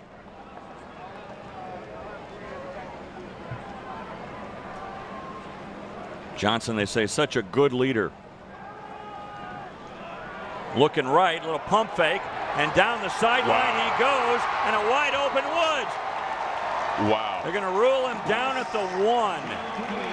You're talking about the pump and go on Woods. On wonderful Terry, number 5, cornerback for Western Kentucky. It's like his shoulder got banged up a little bit as he goes down at the 1. First and goal. A great field position again for the Owls. See if they run it in. And there goes Johnson in for the score. Still standing. And just like that, folks, we've got a ball game. I mean, this is a bizarre game. At some point, you think Western Kentucky, you think they're going to run away, and then the Owls, they just fight their way back into it, and nothing more than just a quarterback lead again. Fouled behind us blockers, and Johnson looking for contact, and you just see that big body just walking right into the end zone. I believe that's his second touchdown, the rushing touchdown of the afternoon. It is. But it was all set up by Woods on that play deep down the field. Boy, another kick that goes right. Fortunately, it was just a point after and not a field goal try. So it gets through the uprights, and all of a sudden we've got a 3-point game.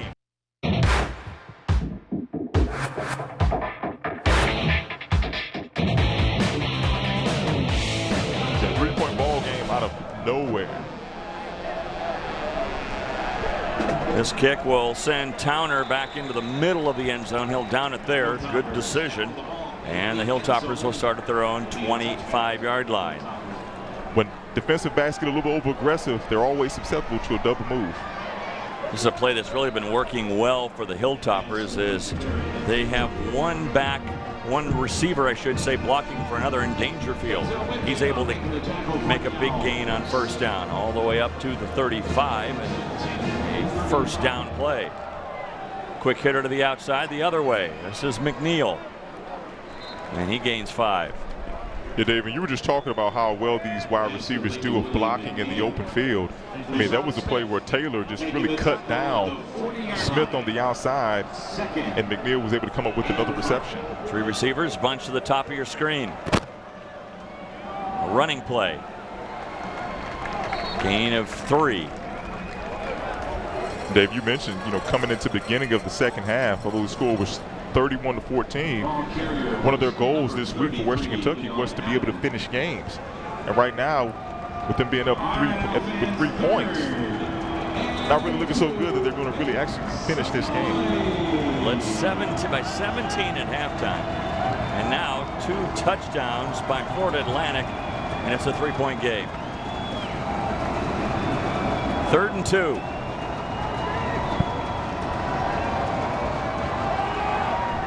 Dowdy. That's a first down and more to McNeil as he takes it to midfield. A good read by Dowdy, but even a better route by McNeil. Just kind of faking going over the middle, then coming right back out to where there was no Owl defender in reach. The give to Allen. Not much running room there. Again, Ralph is in on the stop. Also, Andre Kirk is in the neighborhood. He's always in the neighborhood. In fact, his defensive coordinator, Bellantoni, says he's kind of a pest. He's always around Andre Kirk. Yeah, Andre Kirk, I mean, he's the emotional leader on the team. he watches just as much film with the defensive coordinators as he does with his own teammates. And he said that in a good way. He's almost a pest. Pass down the middle of the field, and it is, well, they haven't ruled it yet. McNeil falls on the ball in the end zone, and now they're going to say incomplete, which I think is the proper call. That the back judge kind of let the play go all the way into the end zone, and then the side judge came in and said this is an incomplete play. You'll see Dangerfield just go for the ball, then it comes out. Good job by number 7, Kevon LeBlanc, not really giving up on that play. If he didn't reach up and just draw that ball loose, then it might be a deep completion in their own territory. So third down.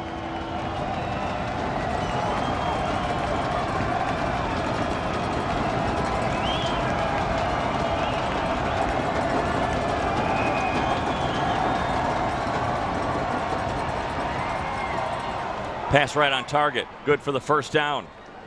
Boy, he is accurate, isn't he? My goodness. Jared Dangerfield was right there. Good big target, 6'3", 200 pounds. Yeah, and that's the reason why Dangerfield leads his team in receptions. Getting in front of 3 defenders in the area, and a good connection from Dowdy to Dangerfield.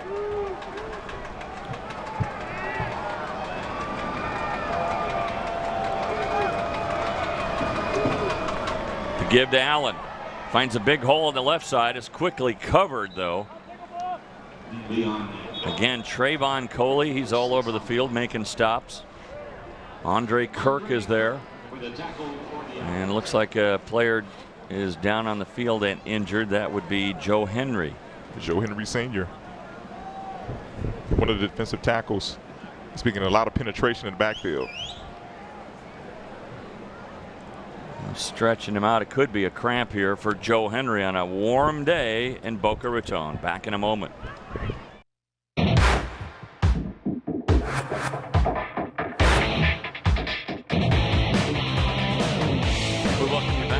Stadium, where the Hilltoppers cling now to a 3-point lead. It was 17 once upon a time, and Joe Henry is up off the field and on the sidelines. Looks like he's going to be okay, as we suspected. A little bit of cramping going on in the hamstring for Joe Henry. Yeah, and I would think that Joe Henry weighs a little bit more than 230 pounds. That's a big man right there in the middle. Dowdy with pressure. Gets around that. And throws a low pass that is broken up. Good play defensively on the sideline again by Niesman. Yeah, Dowdy shows some quickness in the pocket by avoiding the tackle from Robinson Eugene, number 59. You're going to see it from the right of your screen. Just trying to locate a wide receiver down the field, but a good pass breakup too by number 25. Number 29, Sherrod Niesman. He almost had a pick. Yeah. So 3rd and 5.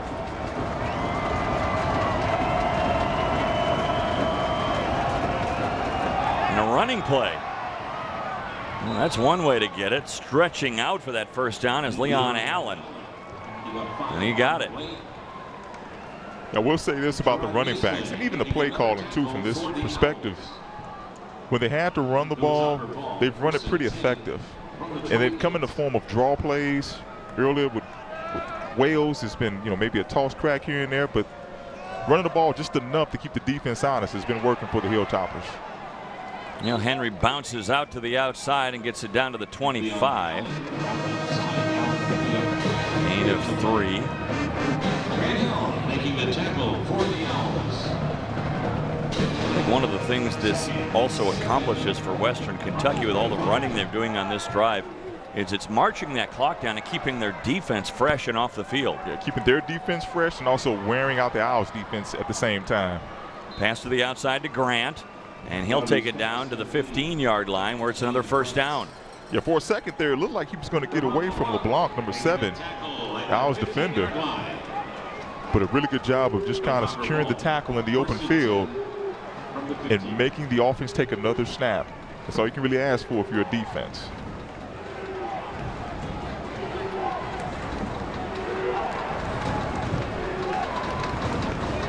Dowdy looking over at the sideline, maybe making a change in the call right here. Looks into the end zone and might have thought there might be a penalty on that. It looked like LeBlanc was right there face guarding, but no call. Yeah, LeBlanc just didn't turn around. Right. I mean, this is man-to-man coverage all the way. And you see number 7, LeBlanc, he didn't turn around. I mean, if you really can't turn around and locate the ball or look for the ball, then just go ahead and just keep your man face and force Dowdy to make the perfect throw. Interesting. No call there. So it's 2nd and 15. Or 2nd and 10 at the 15. And, ooh, boy, right through the hands of Henry.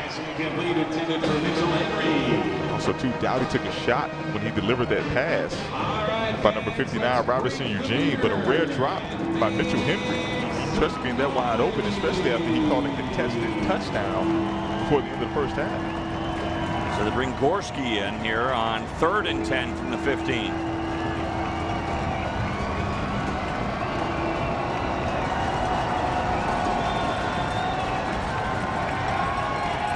Little screen pass. Boy, good play defensively in there by number 43, Robert Ralph. Yeah, Ralph, and also too, Andre Kirk getting Leon Hall down on a screen pass. And then too, you had some really good pursuit too by number 11, Coley.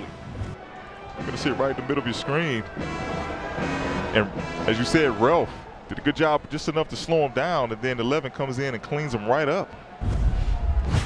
So this now, the drive stalls at the 15, actually lose a yard there. So this will make this a 34-yard field goal attempt by Schwetman. And the kick is up, and it is good. We're gonna have roughing the kicker. Schwetman, they ran into him.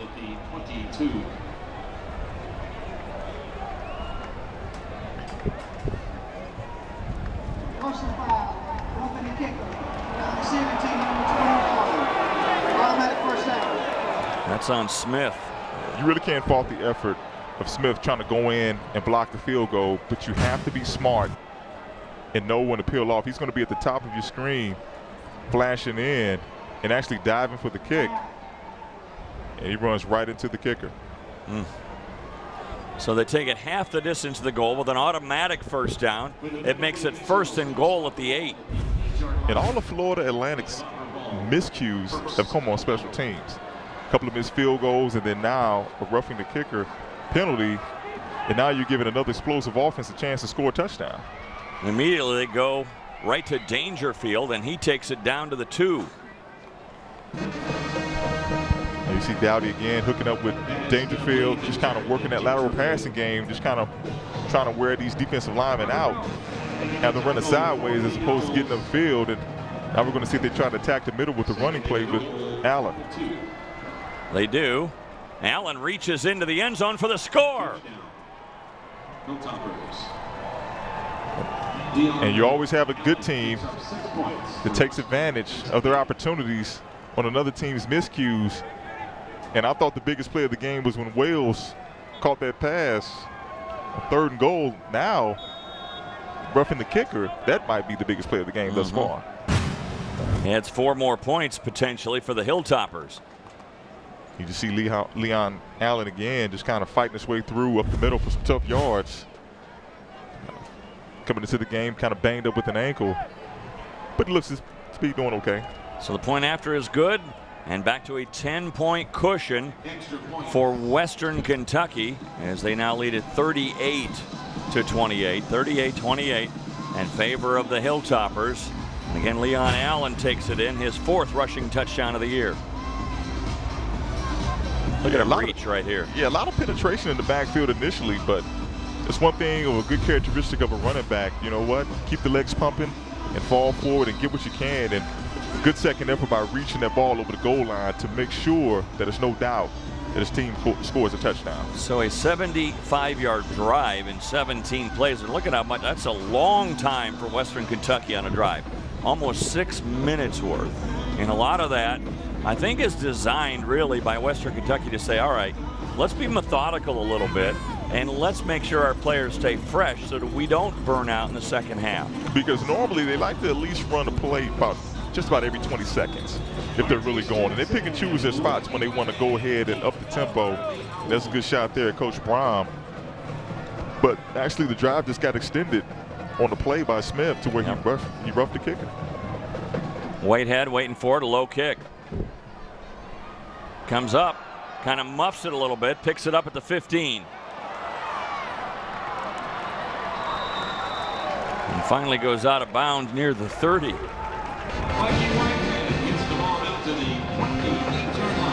And now the onus falls back too on this quarterback duo for the Owls, and Jaquez Johnson. He's doing a steady job.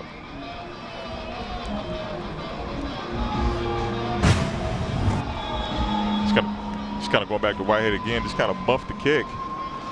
But he was still able to make something out of nothing. Just kind of getting upfield.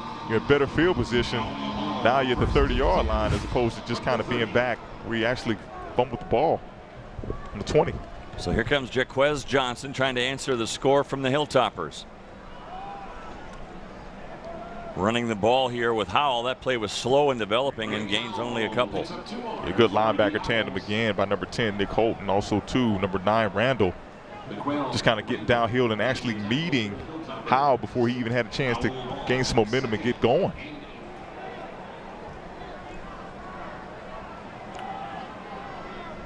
Nick Holt, the leading tackler for the Hilltoppers, came into this game with 51 total tackles.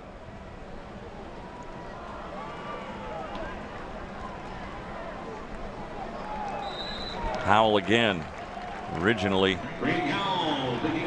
stopped in there by big number 93 Glover, and then of course wrapped up, but it brings up 3rd and manageable here, 3rd and 3.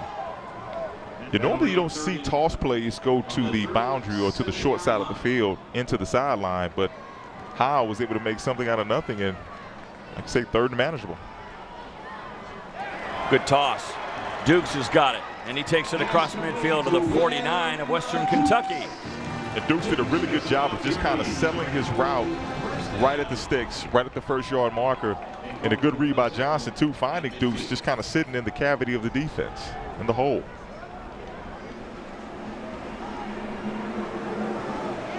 Little pump fake again, kind of scattered the secondary, and then the pass is complete to Moise.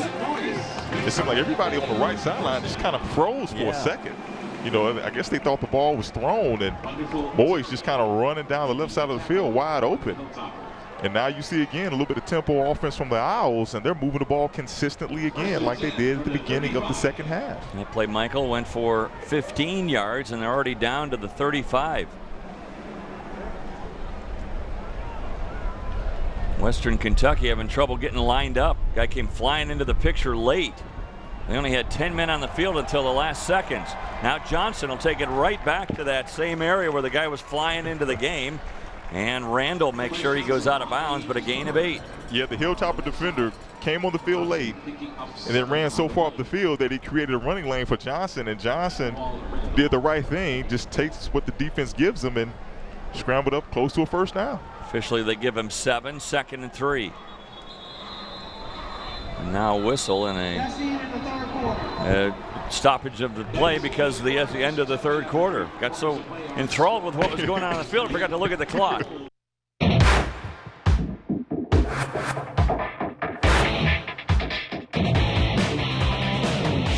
Students have shown up here to watch Florida Atlantic take on the Hilltoppers. We head to the 4th quarter, a 10-point game with Western Kentucky in the lead. Now here's sort of an anomaly when you look at stats. Western Kentucky scored 31 points in the 1st half and had the ball for only 12 minutes and 37 seconds. In that 3rd quarter alone, they had it for almost 8 minutes.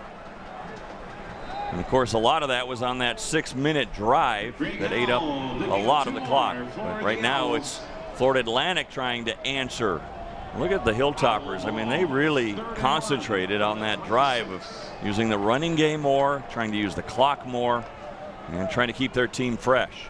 Johnson, a quarterback draw, takes it down to the the 23-yard line. That's good enough for the 1st down. Yeah, the offensive line for the Owls, they're doing a pretty solid job, and they have for the majority of the game, especially when it comes to running.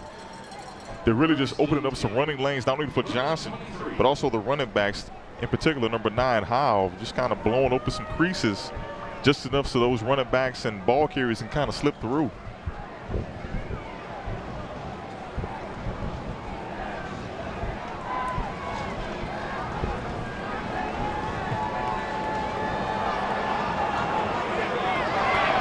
Pass to Whitehead. He's got a little bit of a seam, stays on his feet, and will be ruled out of bounds at the 9-yard line. There's a flag on the field. And this will be brought back. Yeah, and I believe at that point the offensive lineman had no choice but to hold the linebacker Randall. You see Randall, oh yeah, timed that blitz perfectly, and 51 Joseph Gold, the true freshman, just took him right to the ground trying to protect his quarterback. It's a good job on that time blitz by DeQuell Randall. It was that close to being offsides on Randall, and instead it's a holding call on Gold. Yeah, at that point you want to see Johnson kind of hold that snap count if you just kind of see that defender coming, but needless to say, good job by the Toppers. Johnson steps up, got a little room to run, and takes this one all the way down to the 23-yard line. He got almost all that 10 yards back on that holding call. And it was just Johnson again making a play. Good coverage on the back end too by the Hilltopper defense. No one was open for him, so he just decided to go ahead and just get as many yards as he could by himself. Here comes Jackson. Breaks it back to the outside and takes it down to the 16-yard line. I'll tell you what, Jackson has a little bit of wiggle to him and also some explosive running ability, because there was a free defender running right at him, but he was able to cut and gain some more yardage getting up the field. So from 1st and 20 to 3rd and 3. Good job so far by the Owls. Yeah, I would say that's 3rd and manageable, or close to it.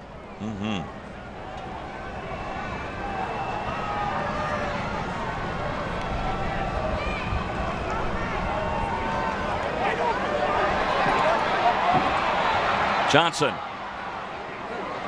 He's not going to make the first down. In fact, stop near the line of scrimmage.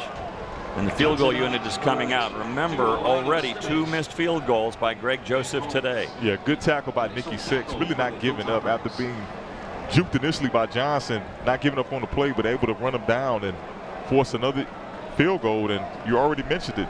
And this has to be in Joseph's head thus far. Missing a couple of field goals already. Came in pretty accurate, 7 of 10 coming into the game, but he's missed 2 in this one. Both wide right. 33-yard try. He guided that one home right through the uprights. Now they're back within a touchdown. And that has to do a lot for his confidence, and also too, Coach Partridge, for him to be able to stick with Joseph after missing 2 field goals, and now you come back and then he kicks it up.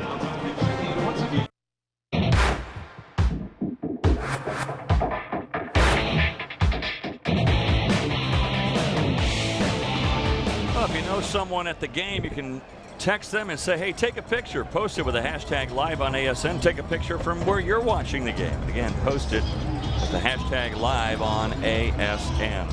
Dave, I already sent out a picture of you, myself, and Kennedy already. And a hashtag live on ASN. But they didn't tweet me back, though, so I guess it doesn't count. Over the shoulder grab here. And taken up to the 29-yard line. That was Joe Brown who grabbed that ball. So pretty good field position for the Hilltoppers as they take over at the 30. Yeah, and just kind of looking at how this game started, you just didn't really know if Florida Atlantic's defense was going to be able to keep up with Dowdy and the Hilltoppers.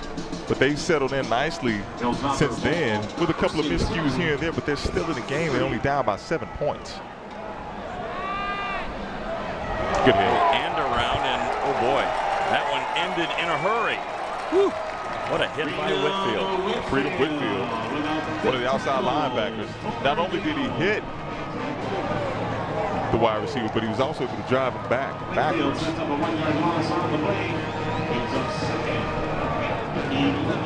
and 29. So a loss of 1, 2nd and 11. Dowdy comes back to the outside. Pass is caught by Grant, and he slips up the sideline. It's a good job by Grant. Even better throw, too, Dowdy. Grant actually came back to the ball, turned over to his left shoulder. Thought he was going out of bounds for a minute, but was able to get even more yards going down the sideline. That goes for 29 yards all the way down to the FAU 43. The give here is to Wales.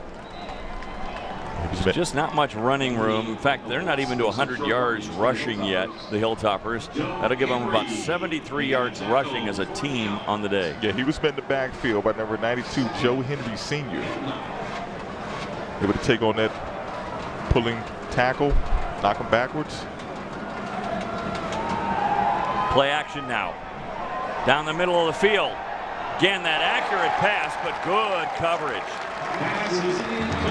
And that was an excellent job on the coverage by Raekwon Williams, number 23. True freshman. Coming in.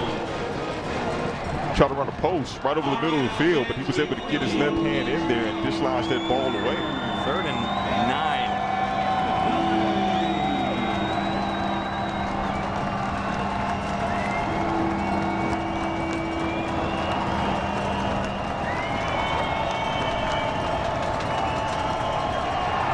Comes the blitz. Dowdy gets rid of it, but he had to hurry his throw, and the pass is incomplete, intended for Norris. Yeah, and a couple of guys get home on that blitz, led by number 47, Gerard Ward, one of the linebackers for the Owls defense. One of the rare blitzes that's probably gotten home this afternoon. You see number 47 to the right of your screen coming scot-free. And that's what happens a lot of times when you don't have enough blockers up front, or you send your running back who can protect your quarterback in the backfield. That's what happens. Get your quarterback hit. Acapente is back to punt. Of course, the ever dangerous Lucky Whitehead is back at his own 10.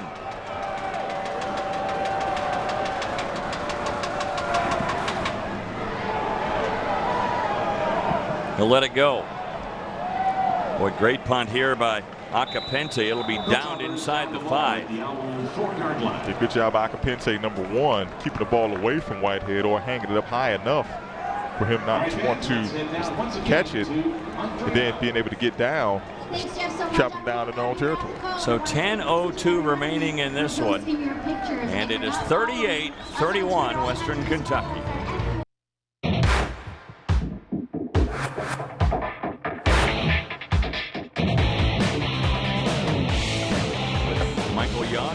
Dave Armstrong, our sideline reporter today, is Kennedy Hardman, and it's a gorgeous day here in Boca Raton.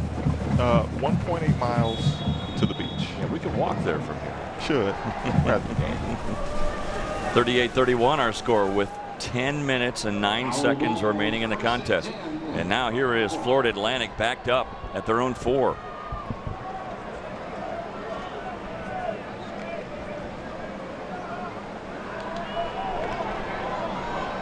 Good run by Howell. He takes it across the 5 up to the close to the 7. Handle again in on yet another stop. He's going to have double-digit tackles today. Yeah, between him and Hull, these linebackers, they have been flying all over the field for the Hilltoppers. But now I think you're starting to see more of the Florida Atlantic Owls offense, their personality. Want to run a little bit, more balanced, and then pass when they have to. Run again, Howell. He just gets down low quick, doesn't he? And this one to the 10. Shows really good patience, good vision at times, and more importantly, just kind of follow behind his blockers and then just kind of slithers his way through. And, you look up, it's 3rd and 4 now, but he could have been stopped and probably been looking at 3rd and 7. So now Whitehead comes in. He moves into the slot.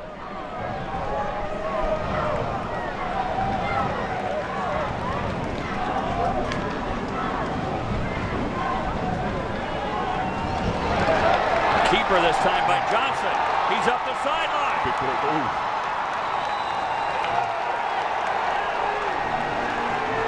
Johnson. 40-yard run. Johnson did a good job of just reading the end man on the line of scrimmage for Western Kentucky.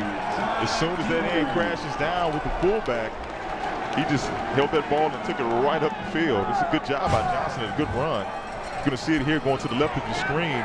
As soon as defensive end crashes down, he just goes, and as a defender, number 30, Aurora, you can't lose outside contain because the ball came right to you on the outside as a cornerback. Big run there for Johnson, and now right at midfield.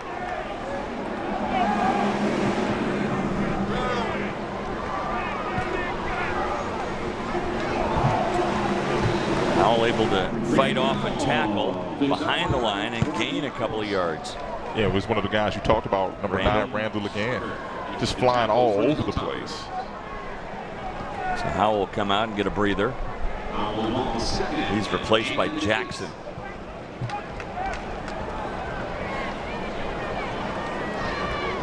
Western Kentucky, they mixed up their looks. They went from an even front with 4 defensive linemen. They went to an odd front with 3 defensive linemen, 2 linebackers. So now they're just kind of going back to that even front to where you just got 4 down linemen on the field. Looking to come with the linebackers, too. They throw under the pressure. Whitehead's got it down to the 35. Yeah, Johnson showing good poise, knowing that both linebackers were blitzing right up the middle, coming into his face, but able to locate the most explosive play on the field, and Lucky Whitehead right up the middle. First and 10. It's another first down. They gained 12 more on that play. You know, they talking to Nick Holt this week. That was one of the things that the defense wanted to do, just kind of mix up their looks and try to confuse the offense some. But right now, it's just not really working for them. It felt like in that bye week, as they self-scouted, that they were a little bit too vanilla on defense.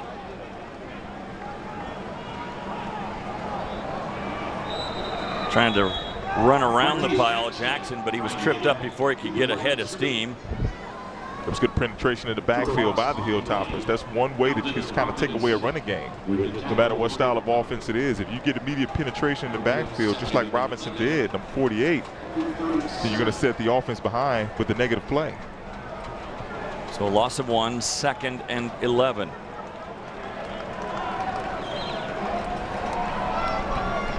Johnson just kind of taking his time. Got to give the Owls offense a lot of credit. Not sure they were going to show up at first, but they've been able to kind of grind their way back into the game and doing it primarily by running the ball. Empty backfield. Johnson with time to throw now steps up and runs. He's drugged down, but not before he reaches the 31-yard line. That's Robinson again on the stop. Johnson again, coverage sack on the back end for the Hilltoppers, forcing Johnson to pull the ball down. He's trying to get upfield and get what he can, but a good decision by Johnson as opposed to taking a sack. Just kind of get up the field and get what you can. He got 6 yards on that play, so it's 3rd and 5.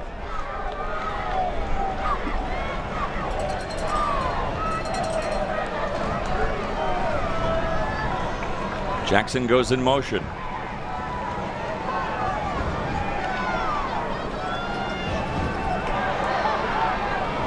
Pass caught by Whitehead, but he's going to be drugged down shy of the first down marker.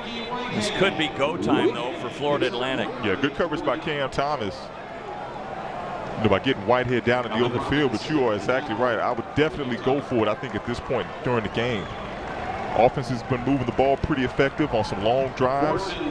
Now with 4th and 2, you can hit it up in there with Howell. You got Jackson, number 5. You got Whitehead. You see if the Hilltoppers defense can kind of step up and stop this conversion. And also have Johnson run it.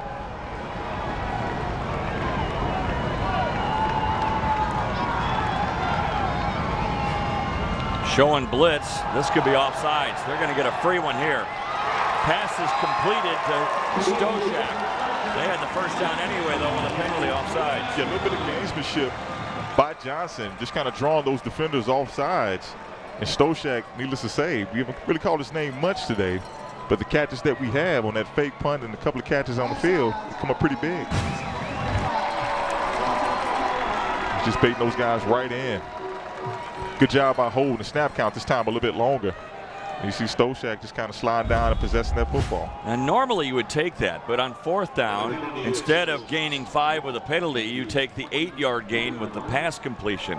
If that had been a 3rd down play, you probably would go ahead and take the penalty and make it 3rd and a couple. Yeah.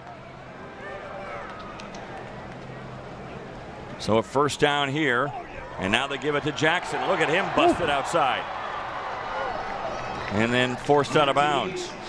Cam Thomas again comes over there from his cornerback spot to force him out, but again, you see Jackson with that elusive speed. Yeah, and you just see the defensive coordinator right there, Nick Holt. He's got to be beside himself because Jackson was stopped in the backfield with immediate penetration from the Hilltoppers defense, but one cut to his left and then back to his right, and then he gets up the field for those 4 yards. Didn't really look like much, but at least it's not a negative play.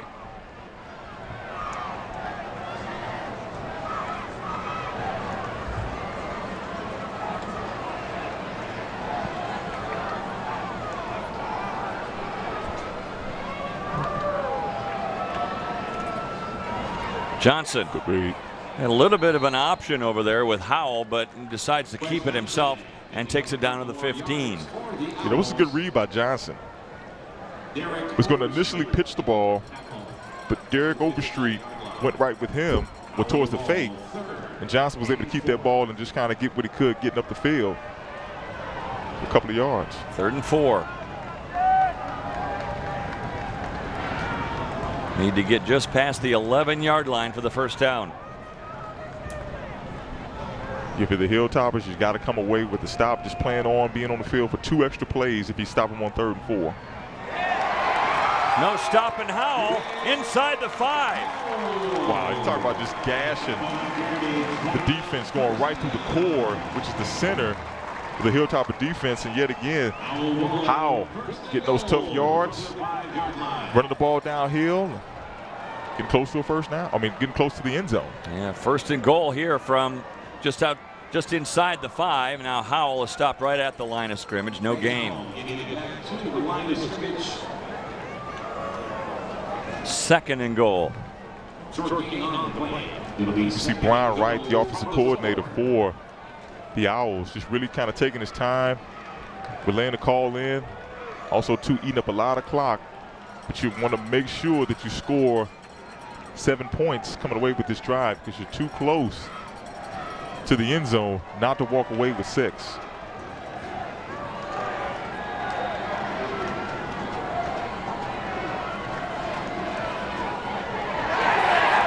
And there goes Howell. Howell again. Big bruising running back. Makes one cut, gets downhill towards the line of scrimmage. This time he walks to the end zone. We are an extra point away from being tied with 2:18 to go. See Howell again just doing a good job of just kind of following behind his blockers, and then too you got some linemen on the 2nd level pushing some linebackers around, making it easier for Howell to score that touchdown. The extra point is good. And it's 38-38.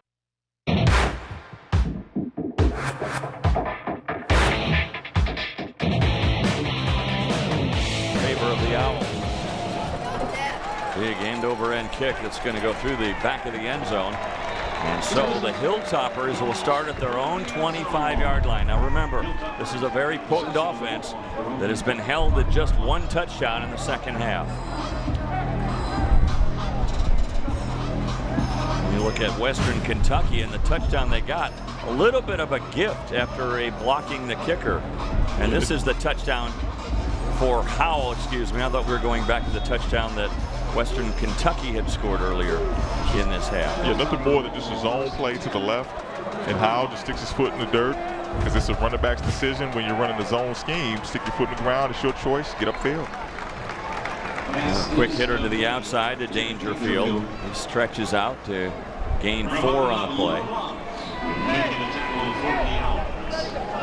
Western Kentucky with all 3 of their timeouts as we near 2 minutes. Yeah, Dave, you were talking about, Western Kentucky and Dowdy. I mean, they're not Florida Atlantic. They're not out of the woods just yet. Ooh, that was almost picked off by Kirk. Yeah, the costly interception there would have been a costly turnover for Western Kentucky, but Florida Atlantic's defense should be playing pretty solid. You just see them 45 in the middle of your screen. Just kind of reading Dowdy, watching him the whole entire way. He did everything right except catch the ball. You're a linebacker. You got soft hands. You already had an interception early on in the game. That second one would have been pretty huge for you. Huge. Game changer. Well, here it is. 3rd down, 3rd and 6. Yeah, you got to wonder if the inability to be able to finish games has gotten into the Hilltoppers' minds. Pass across the middle is incomplete. Looking for a flag, no flag. Pass too far for McNeil. Good coverage again by Niesman. Sharon Niesman, one of those guys that the coach talked about. You're going to see number 29 at the bottom of your screen. Actually, this is more of an inaccurate throw from Dowdy to McNeil. And Niesman might have grabbed just a little bit, but the referees didn't call it.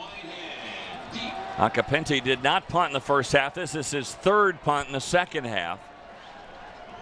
And a 3 and out for the Hilltoppers.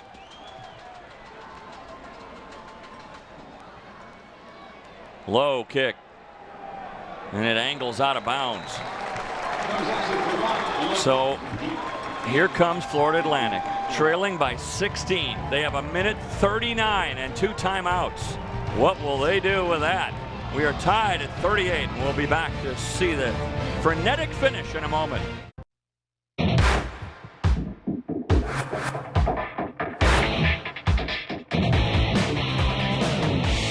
We look at Florida Atlantic. Their sideline is rejuvenated now. Remember, they trailed 14-0 early on in this game. At the half, they trailed 31-14.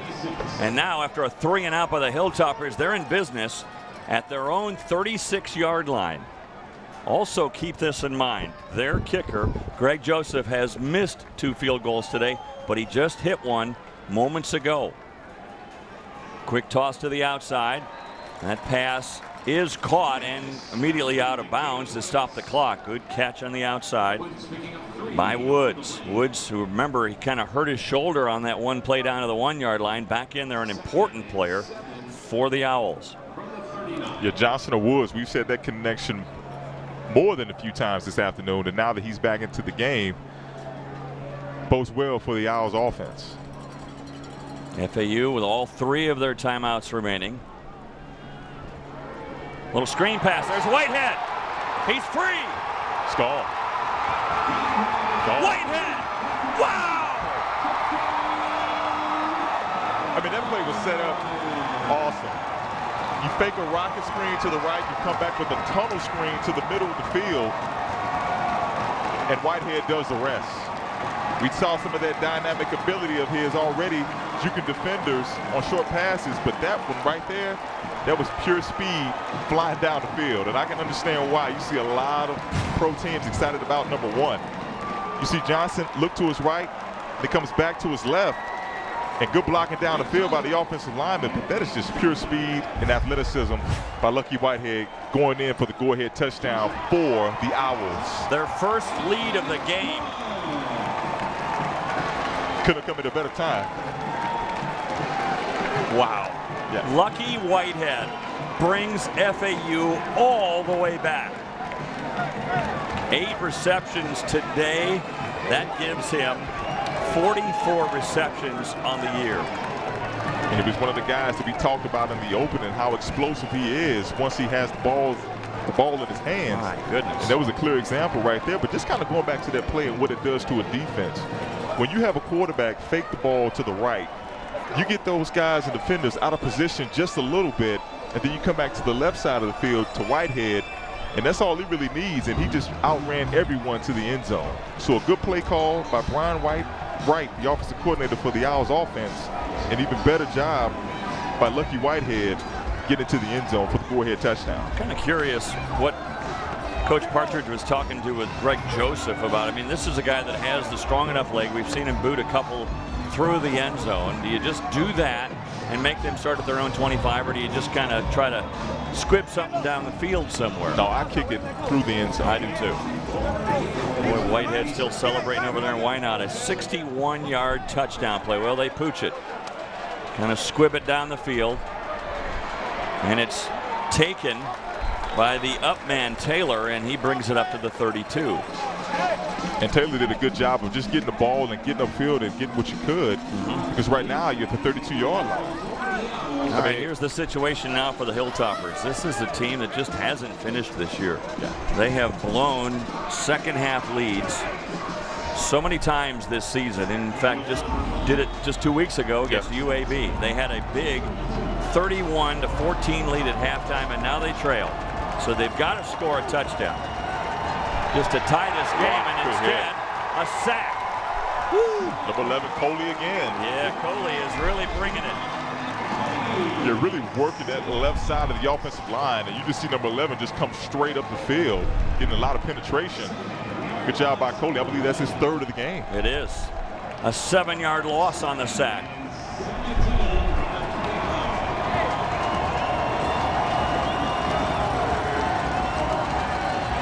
Dowdy.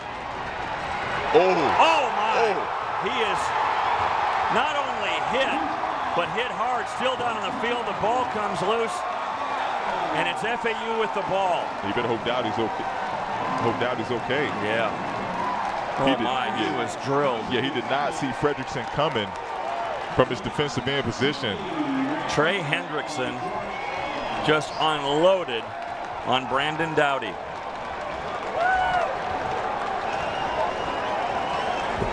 Yeah, that was one of the guys that Rock Bellantoni, the defensive coordinator, talking about Trey Hendrickson, saying that he's a run liability at times, but he rushes the passer very well. And you're going to see him coming from the right side of the screen.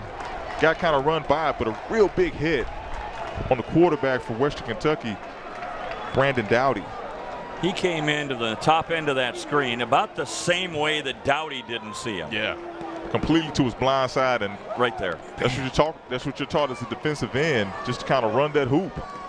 You might get run by, but you at least have to find a way to get back into the play, and that's a good sign for Dowdy to be able to get up on his own 2 feet, because he did not see Hendrickson coming at all. Well, now Florida Atlantic has the ball after the fumble by Dowdy, and already leading by a touchdown with 40 seconds to go. There's Hendrickson. In his fourth sack of the season. Bellantoni said that, talking to him over the phone, he said that his defense needed an identity. And what a way to find an identity if you can stop one of the most explosive offenses in Conference USA and in the nation.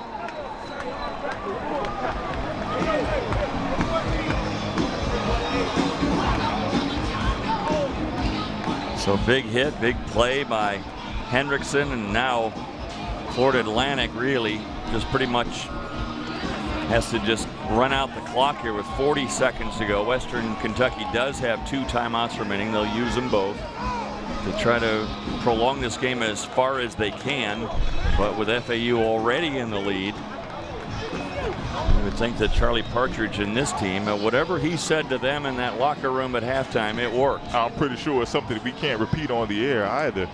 But whatever it was, he got his team's attention, and they come out motivated. And it all really started with the first drive of the second half. Just kind of moving the ball methodically down the field, just kind of getting themselves back into the game, kind of keeping the offense for Western Kentucky at arm's reach. And before you know it, they took the lead, and now you just have to run off the clock. So far, they've won the second half 31-7. Johnson just making sure he wraps up the ball. It's about the only thing that can really do the Owls in at this point is a fumble. Clock is moving, and a timeout is taken here by Western Kentucky. Timeout, Western Kentucky. Yeah, this has been really the tale of 2 halves. Kind of some ups and downs throughout the game for both teams. But that's why the score right now is 45-38. We mentioned that Western Kentucky had 2 timeouts remaining. They actually had 3. That was the first one they took right there. So they have 2 more remaining. But it would take a miracle now for the Hilltoppers. And they're going to get back on their bus and back on the plane ride home to Kentucky and go, what are we doing wrong in the second half? Yeah, you know what? They seem to – they start fast coming off the bye week. You just kind of figured one team would be a little bit sluggish, if not both. And then now it's just probably in their head. It's a psychological thing. Because, I mean, looking at their record right now, they're what, 2-3, Yeah. could easily be 4-1, could easily be 5-0, 6-0, depending on how this game turns out now with 32 seconds left. But they have got to find a way to finish. Well, they could easily drop to 2-4 and 0-3 in CUSA. Right. Good run here by Tony Moore.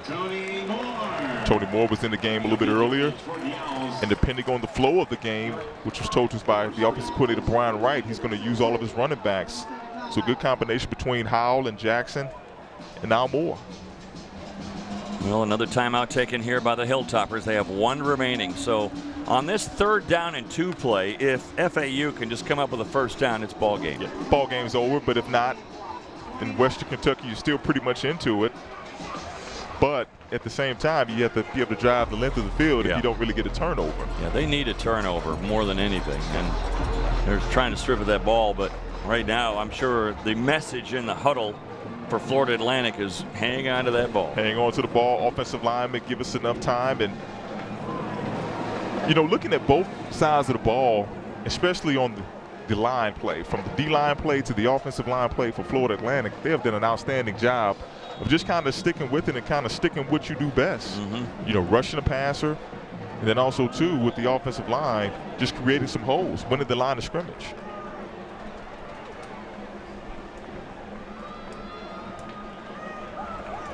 I don't think, even though it's 3rd and 2, I don't think passing is an option here. I think you're going to keep the ball on the ground. Worst case scenario, you make them use their timeout.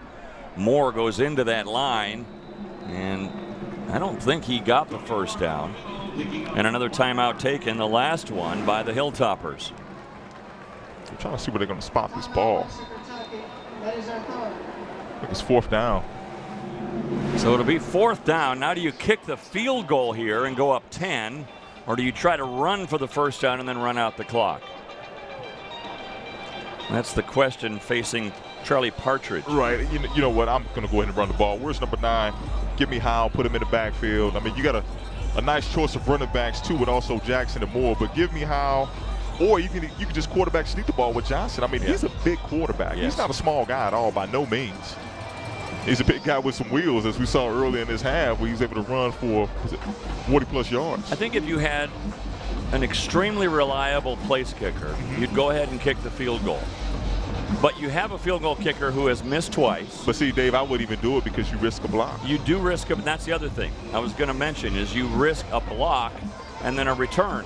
This way, if you run it, even if you don't make it, you make them go the length of the field in 20 seconds with no timeouts. Right. I mean, and that's the thing. You know that Western Kentucky, they can go the length of the field, but now with the pass rushers being as active as they are, or they have been in the second half, the Owls look pretty good.